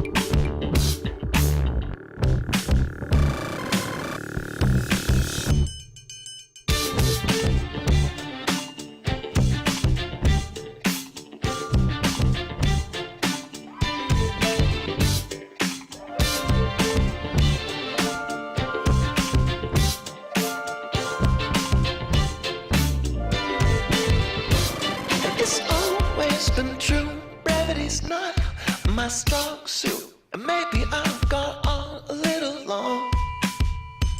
But if you just give up now, get on up and walk on out, might as well just call the whole thing done. So baby, don't get up yet, don't get up yet now. I'm not through.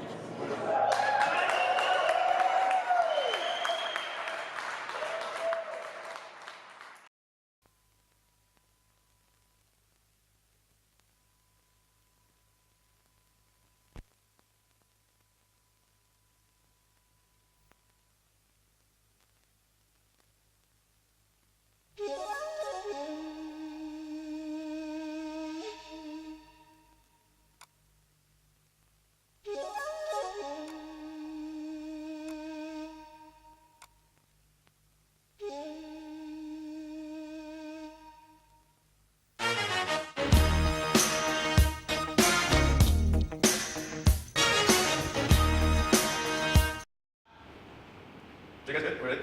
Yeah, totally. Do this? 20、23です。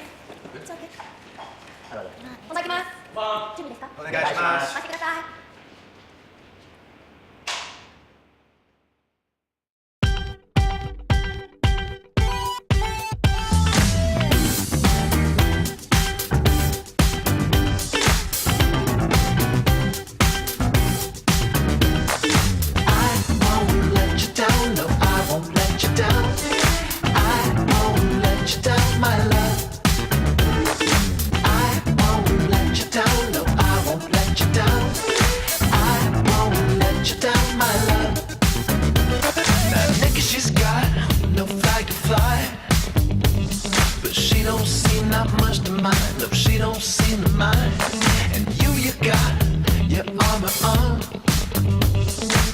Nights out in Babylon, yeah, nights out in Babylon.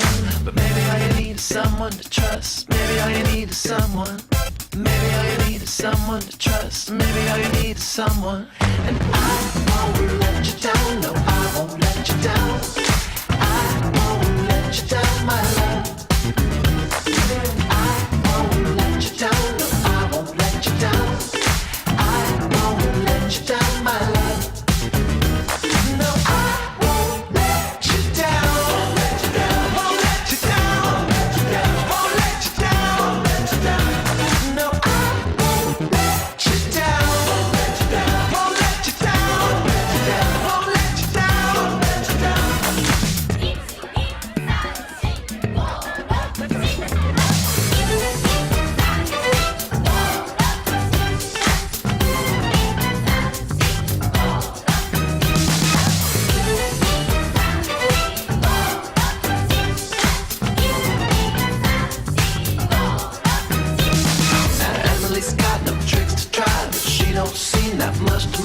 She don't seem to mind that much to me. You got what the whole world wants, so strap that armor tighter on. Double on down like it's gonna make you free. But maybe all you need is someone to trust. Maybe all you need is someone.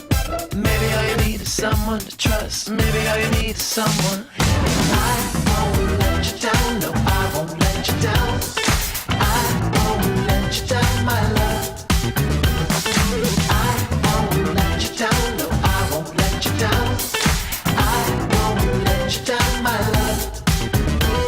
No, I won't let you down. Won't let you down. Won't let you down. Won't let you down.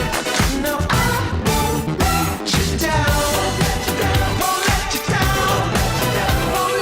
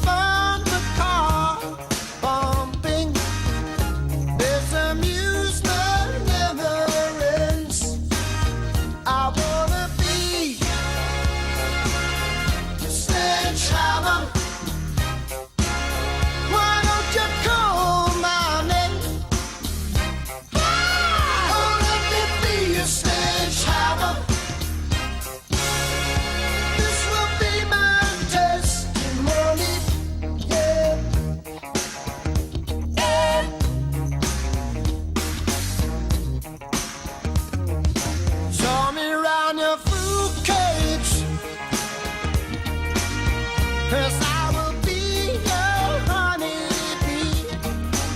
Open up your fruit cage where the fruit is as sweet as can be. I wanna be your sledgehammer. Why don't you call my name? You better call the sledgehammer. This will be my testimony. I'm your sledgehammer. Let there be no doubt about it. Sledge.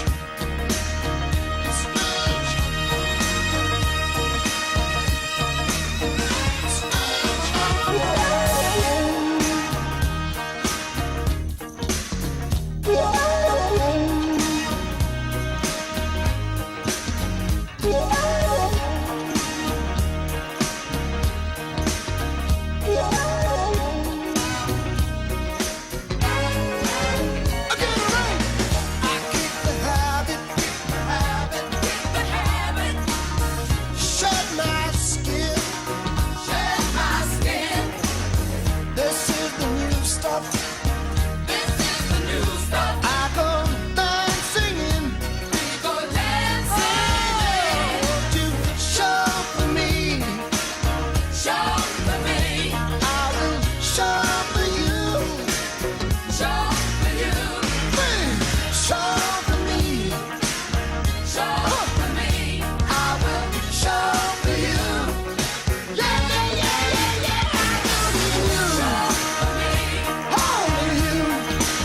You be coming through. I'm gonna feel that power. I feel that power. Come on, help me through. Come on, help me through.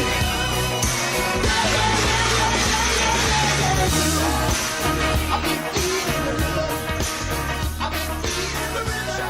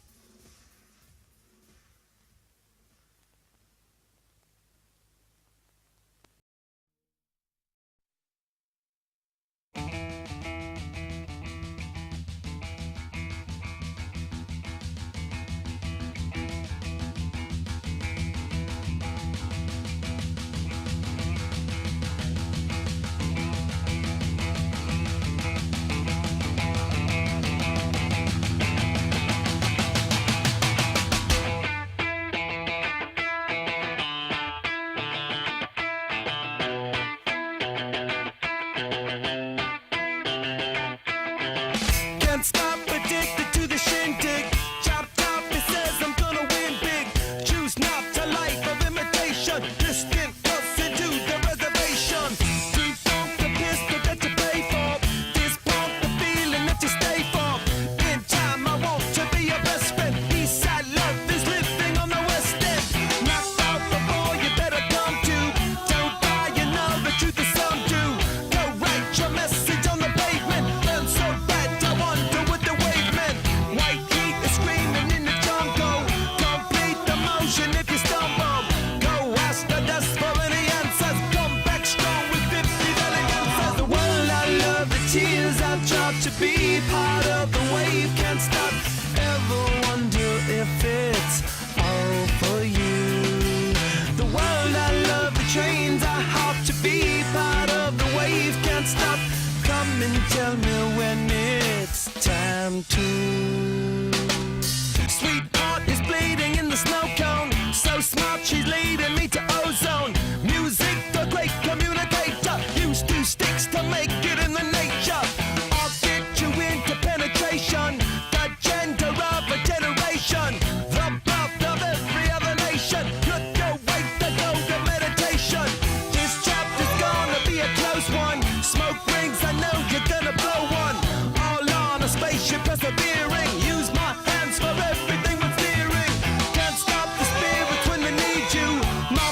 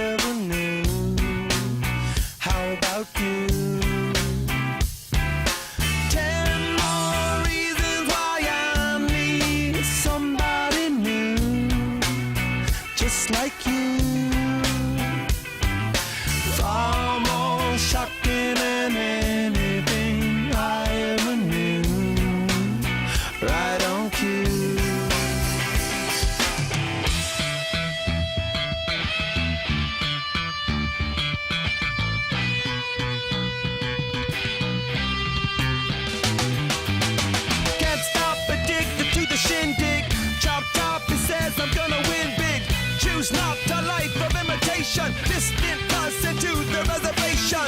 Default the pistol that you pay for. Just pump the feeling that you stay for. In time I want to be your best friend. Eastside love is living on the west end. Knocked out before you better come to. Don't die, you know the truth is some do. Go write your message on the pavement. Burn so bright, I wonder what the wave meant. Kickstart the golden generate hub. Sweet talk but don't intimidate hub. Can't stop the gods from engineering. Feel no need for any interfering. Your image in the dictionary. This life is more than ordinary. Can I get you maybe even 3 of these? Coming from a space to teach you of the Pleiades. Can't stop the spirits when they need you. This life is more than just a read through.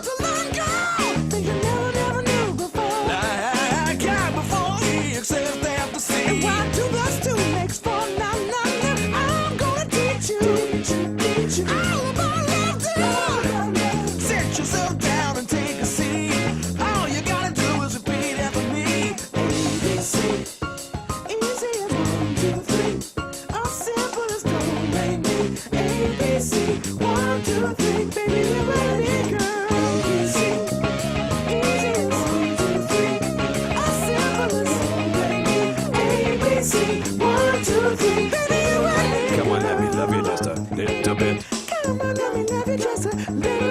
I'm gonna teach you how to sing it out. Come on, come on, come on, let me show you what it's all about. Read and write and arithmetic, all the branches of the golden tree. But listen, without the roots of love every day, girl. Education ain't complete, just gonna show you how to get it right. Spell me, you, and do. Listen to it, baby, that's all you gotta do. ABC.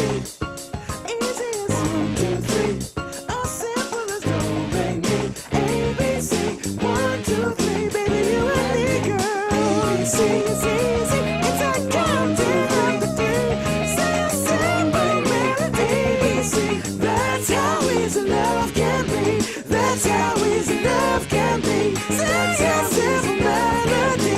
1, 2, 3, you and me. Yeah.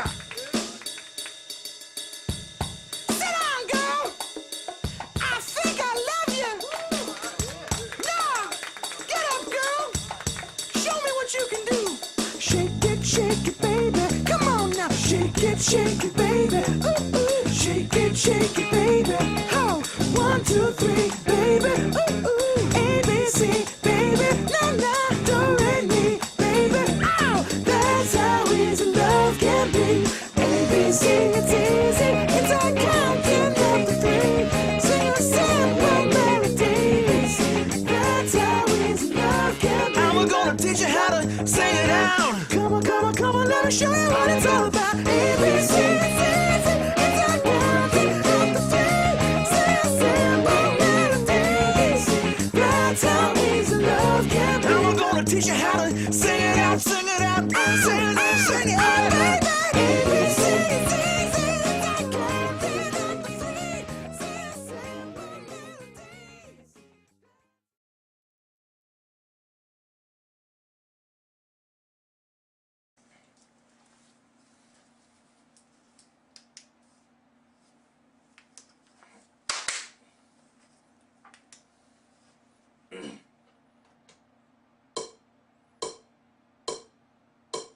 Is this the real life? Is this just fantasy? Caught in a landslide, no escape from reality. Open your eyes, look up to the skies and see.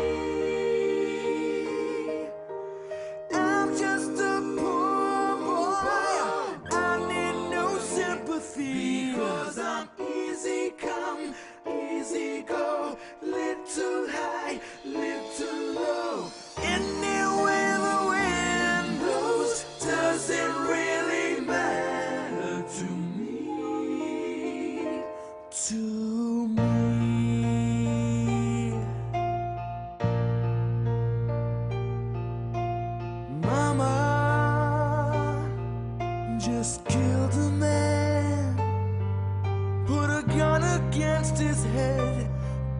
my trigger, now he's dead. Mama, life had just begun, but now I've gone and thrown it all away. Mama,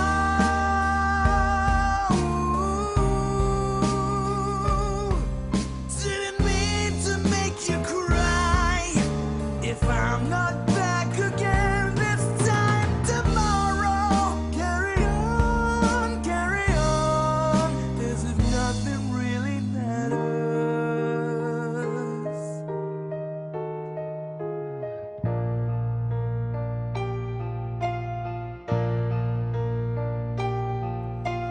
Too late, my time has come.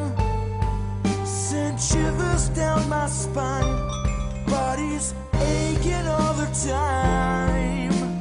Goodbye, everybody, I've got to go.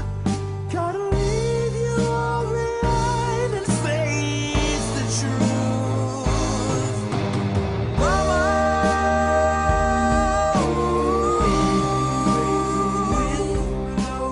I don't wanna die. I sometimes wish I'd never been born at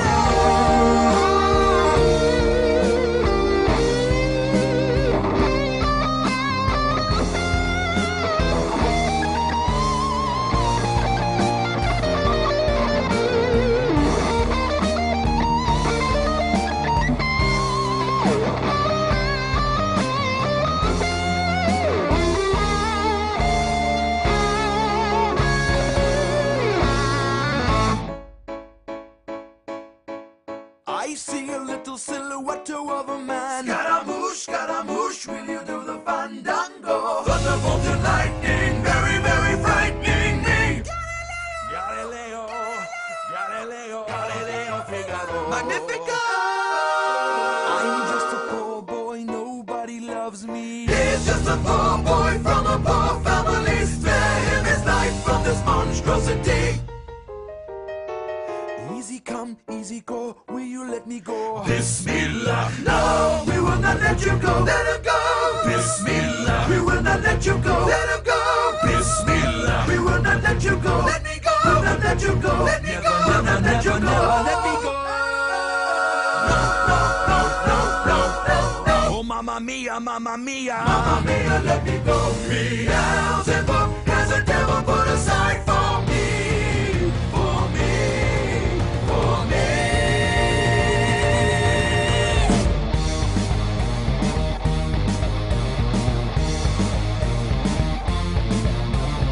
So you think you can stone me and spit in my eye?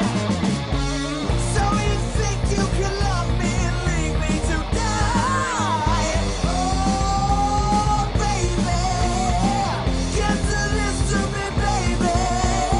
Just gotta get out, just gotta get right out of here.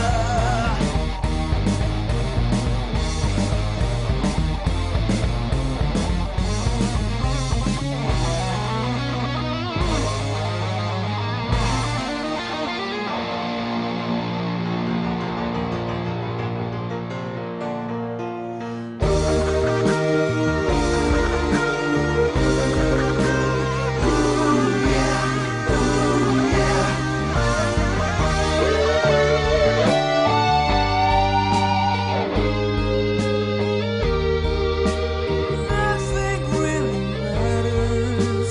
Anyone can see. Nothing really matters. Nothing really matters to me.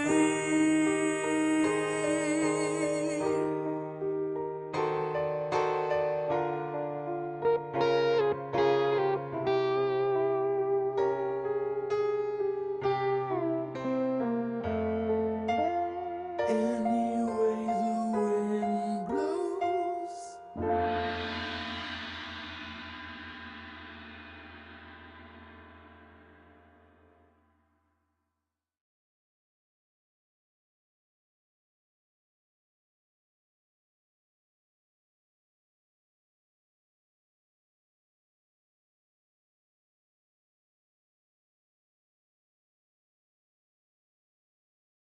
ジャパニーズワードオブザデイだぜ。ジャパニーズワード。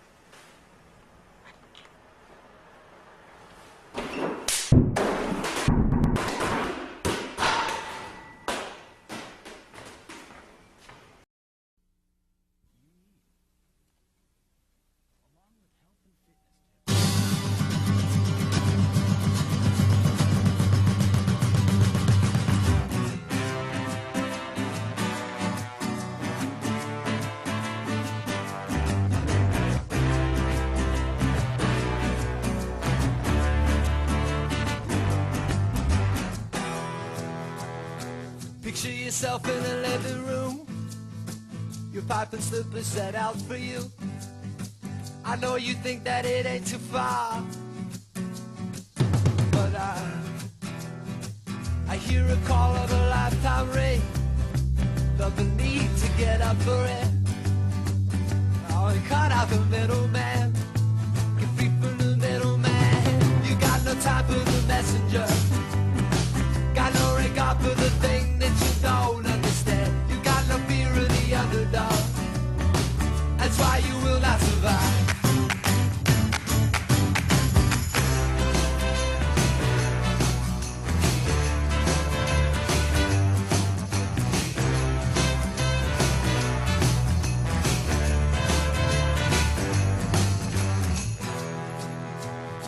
I wanna forget how convention fits, but can I get out from under it?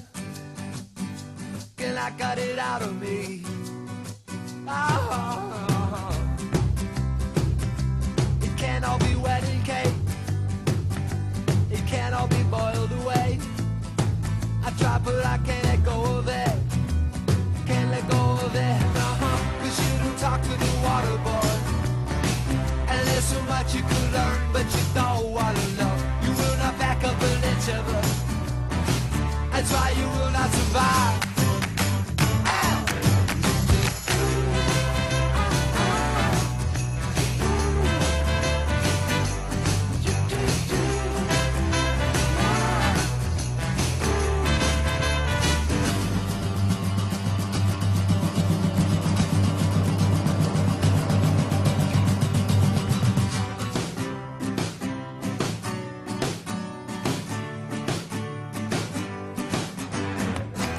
The thing that I tell you now, it may not go over well.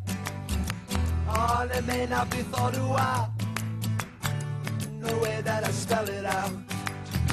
But you won't hear from the messenger, don't wanna know about something that you don't understand. You got no fear of the underdog, that's why you will not survive. Right?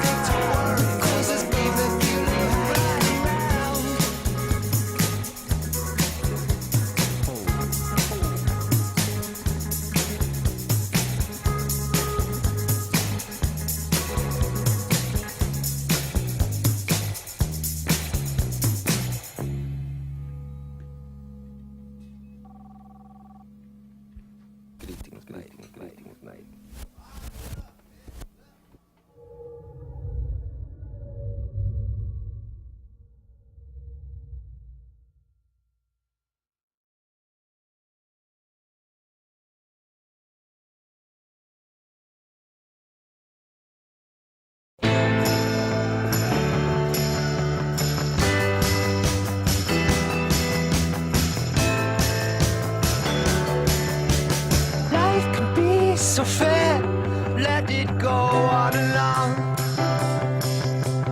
I could lose for good, you got that cherry bomb. Blow out that cherry bomb. For me, we lost it long ago. You and me. Now you know your way back from the spirit bomb. Brush your teeth for bed. Blow out that cherry bomb. Blow out that cherry bomb. For me, you got to know it's on your sleeve. Know it's on your sleeve. Know it's on your sleeve.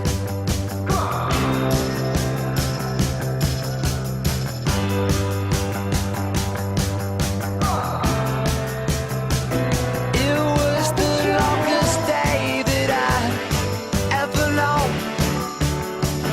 I watched you stop that drive alone. Blow out that cherry bomb. For me, it's gonna burn right up your sleeve. Burn right up your sleeve. Oh, so there you go again, out in your dressing gown.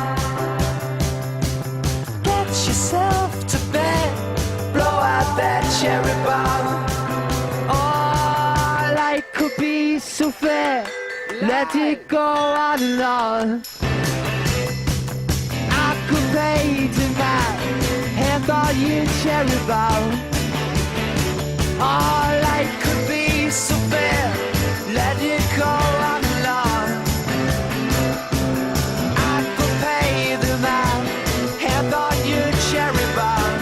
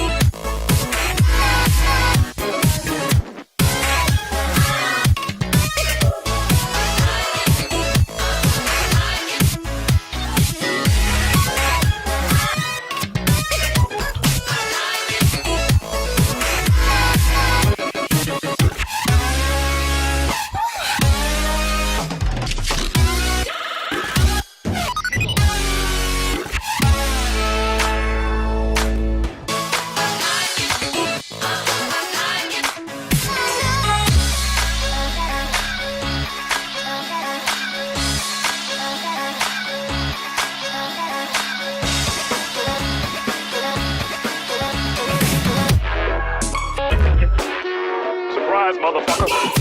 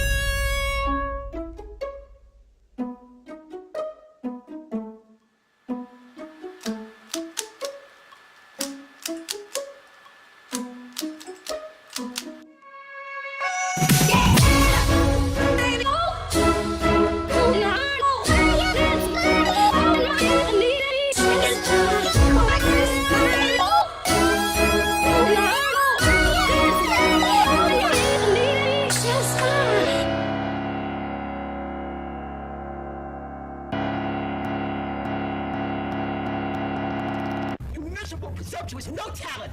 You're no artist. An artist respects the silence and serves as the foundation of creativity.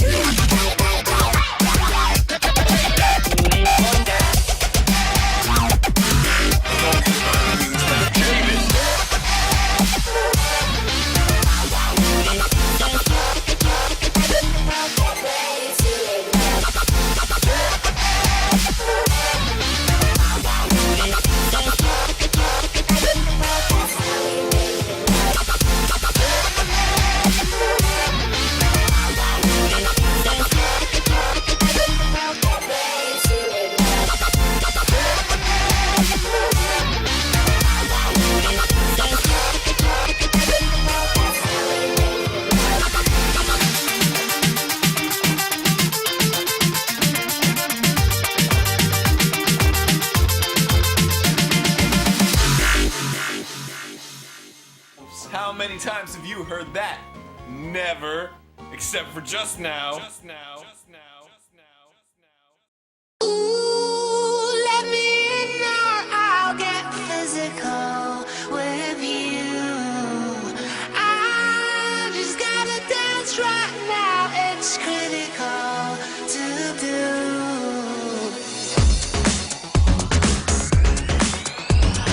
No, I haven't had no dope. Lift up the velvet rope. Mr. Doorman, stop teasing, I'm freezing out here. See, I got feelings inside. It's my birthday tonight, and I'm not wearing trainers, not to mention knickers.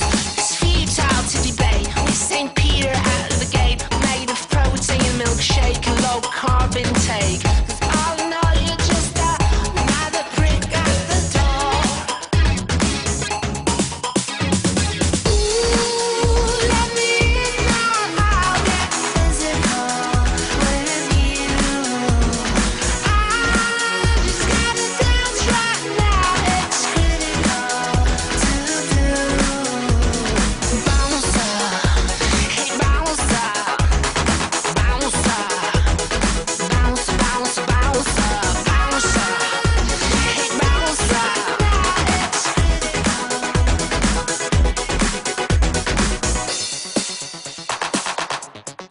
Ooh, bounce up, empowered and aroused. I see it in your trousers and in the way you browse up. What? Her dress is up to waterline. Bitch is clearly borderline. Nose as wide as Snow White in moonlight. We're standing all in front of another prick at the door. Ooh, let me know, I'll get physical with you. I just gotta dance right now, it's critical to do. Bounce up, hey bounce up, bounce up, bounce, bounce, bounce up, bounce up, hey bounce up, it's critical. Bounce, bounce, bounce up. Ooh, let me know, I'll get physical. I just gotta dance right now, it's critical. So you can play karate, you think you're literati. I'm a black belt in life, so go home to your ugly wife. You forgot in your wisdom, the window to the ladies' room. A whole new possibility for a cat like me. Ooh, let me know, I'll get physical with you. I just gotta dance right now, it's critical to do. Bounce up, hey bounce up, bounce up, bounce, bounce, bounce up, bounce up, hey bounce up, it's critical.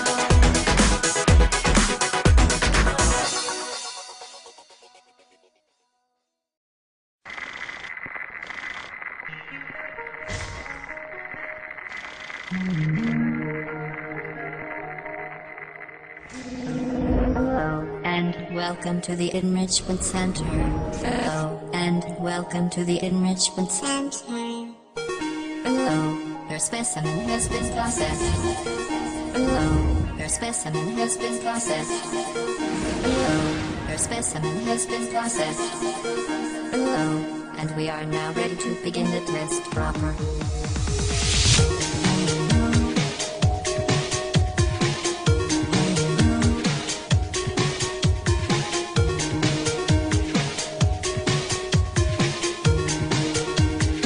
The device has been modified.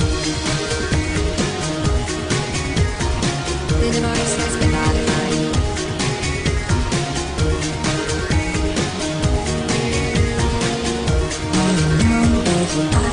I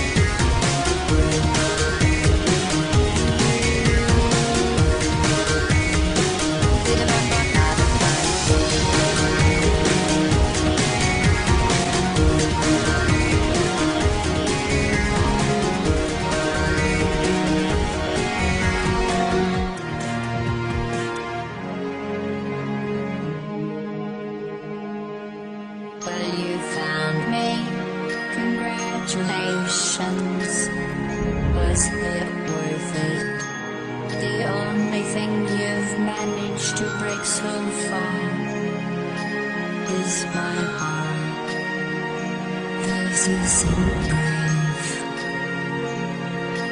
It's murder. What did I ever do to you?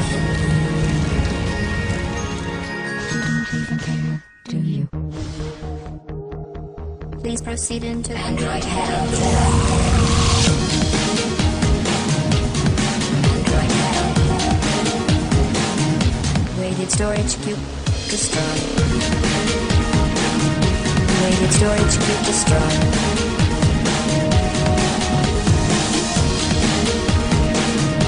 Weighted storage cube destroyed.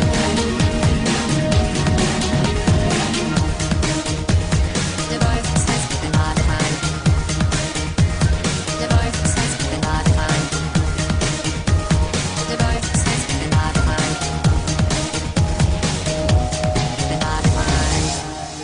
You euthanized your faithful companion cube. Well done. Goodbye. Goodbye.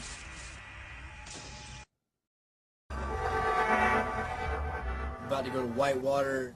We're about to get down. Yo, stop fronting and use your head. Yeah. Welcome to Atlanta Water Park Tour, Part 2. Yo, stop fronting and use your head. I rode my bike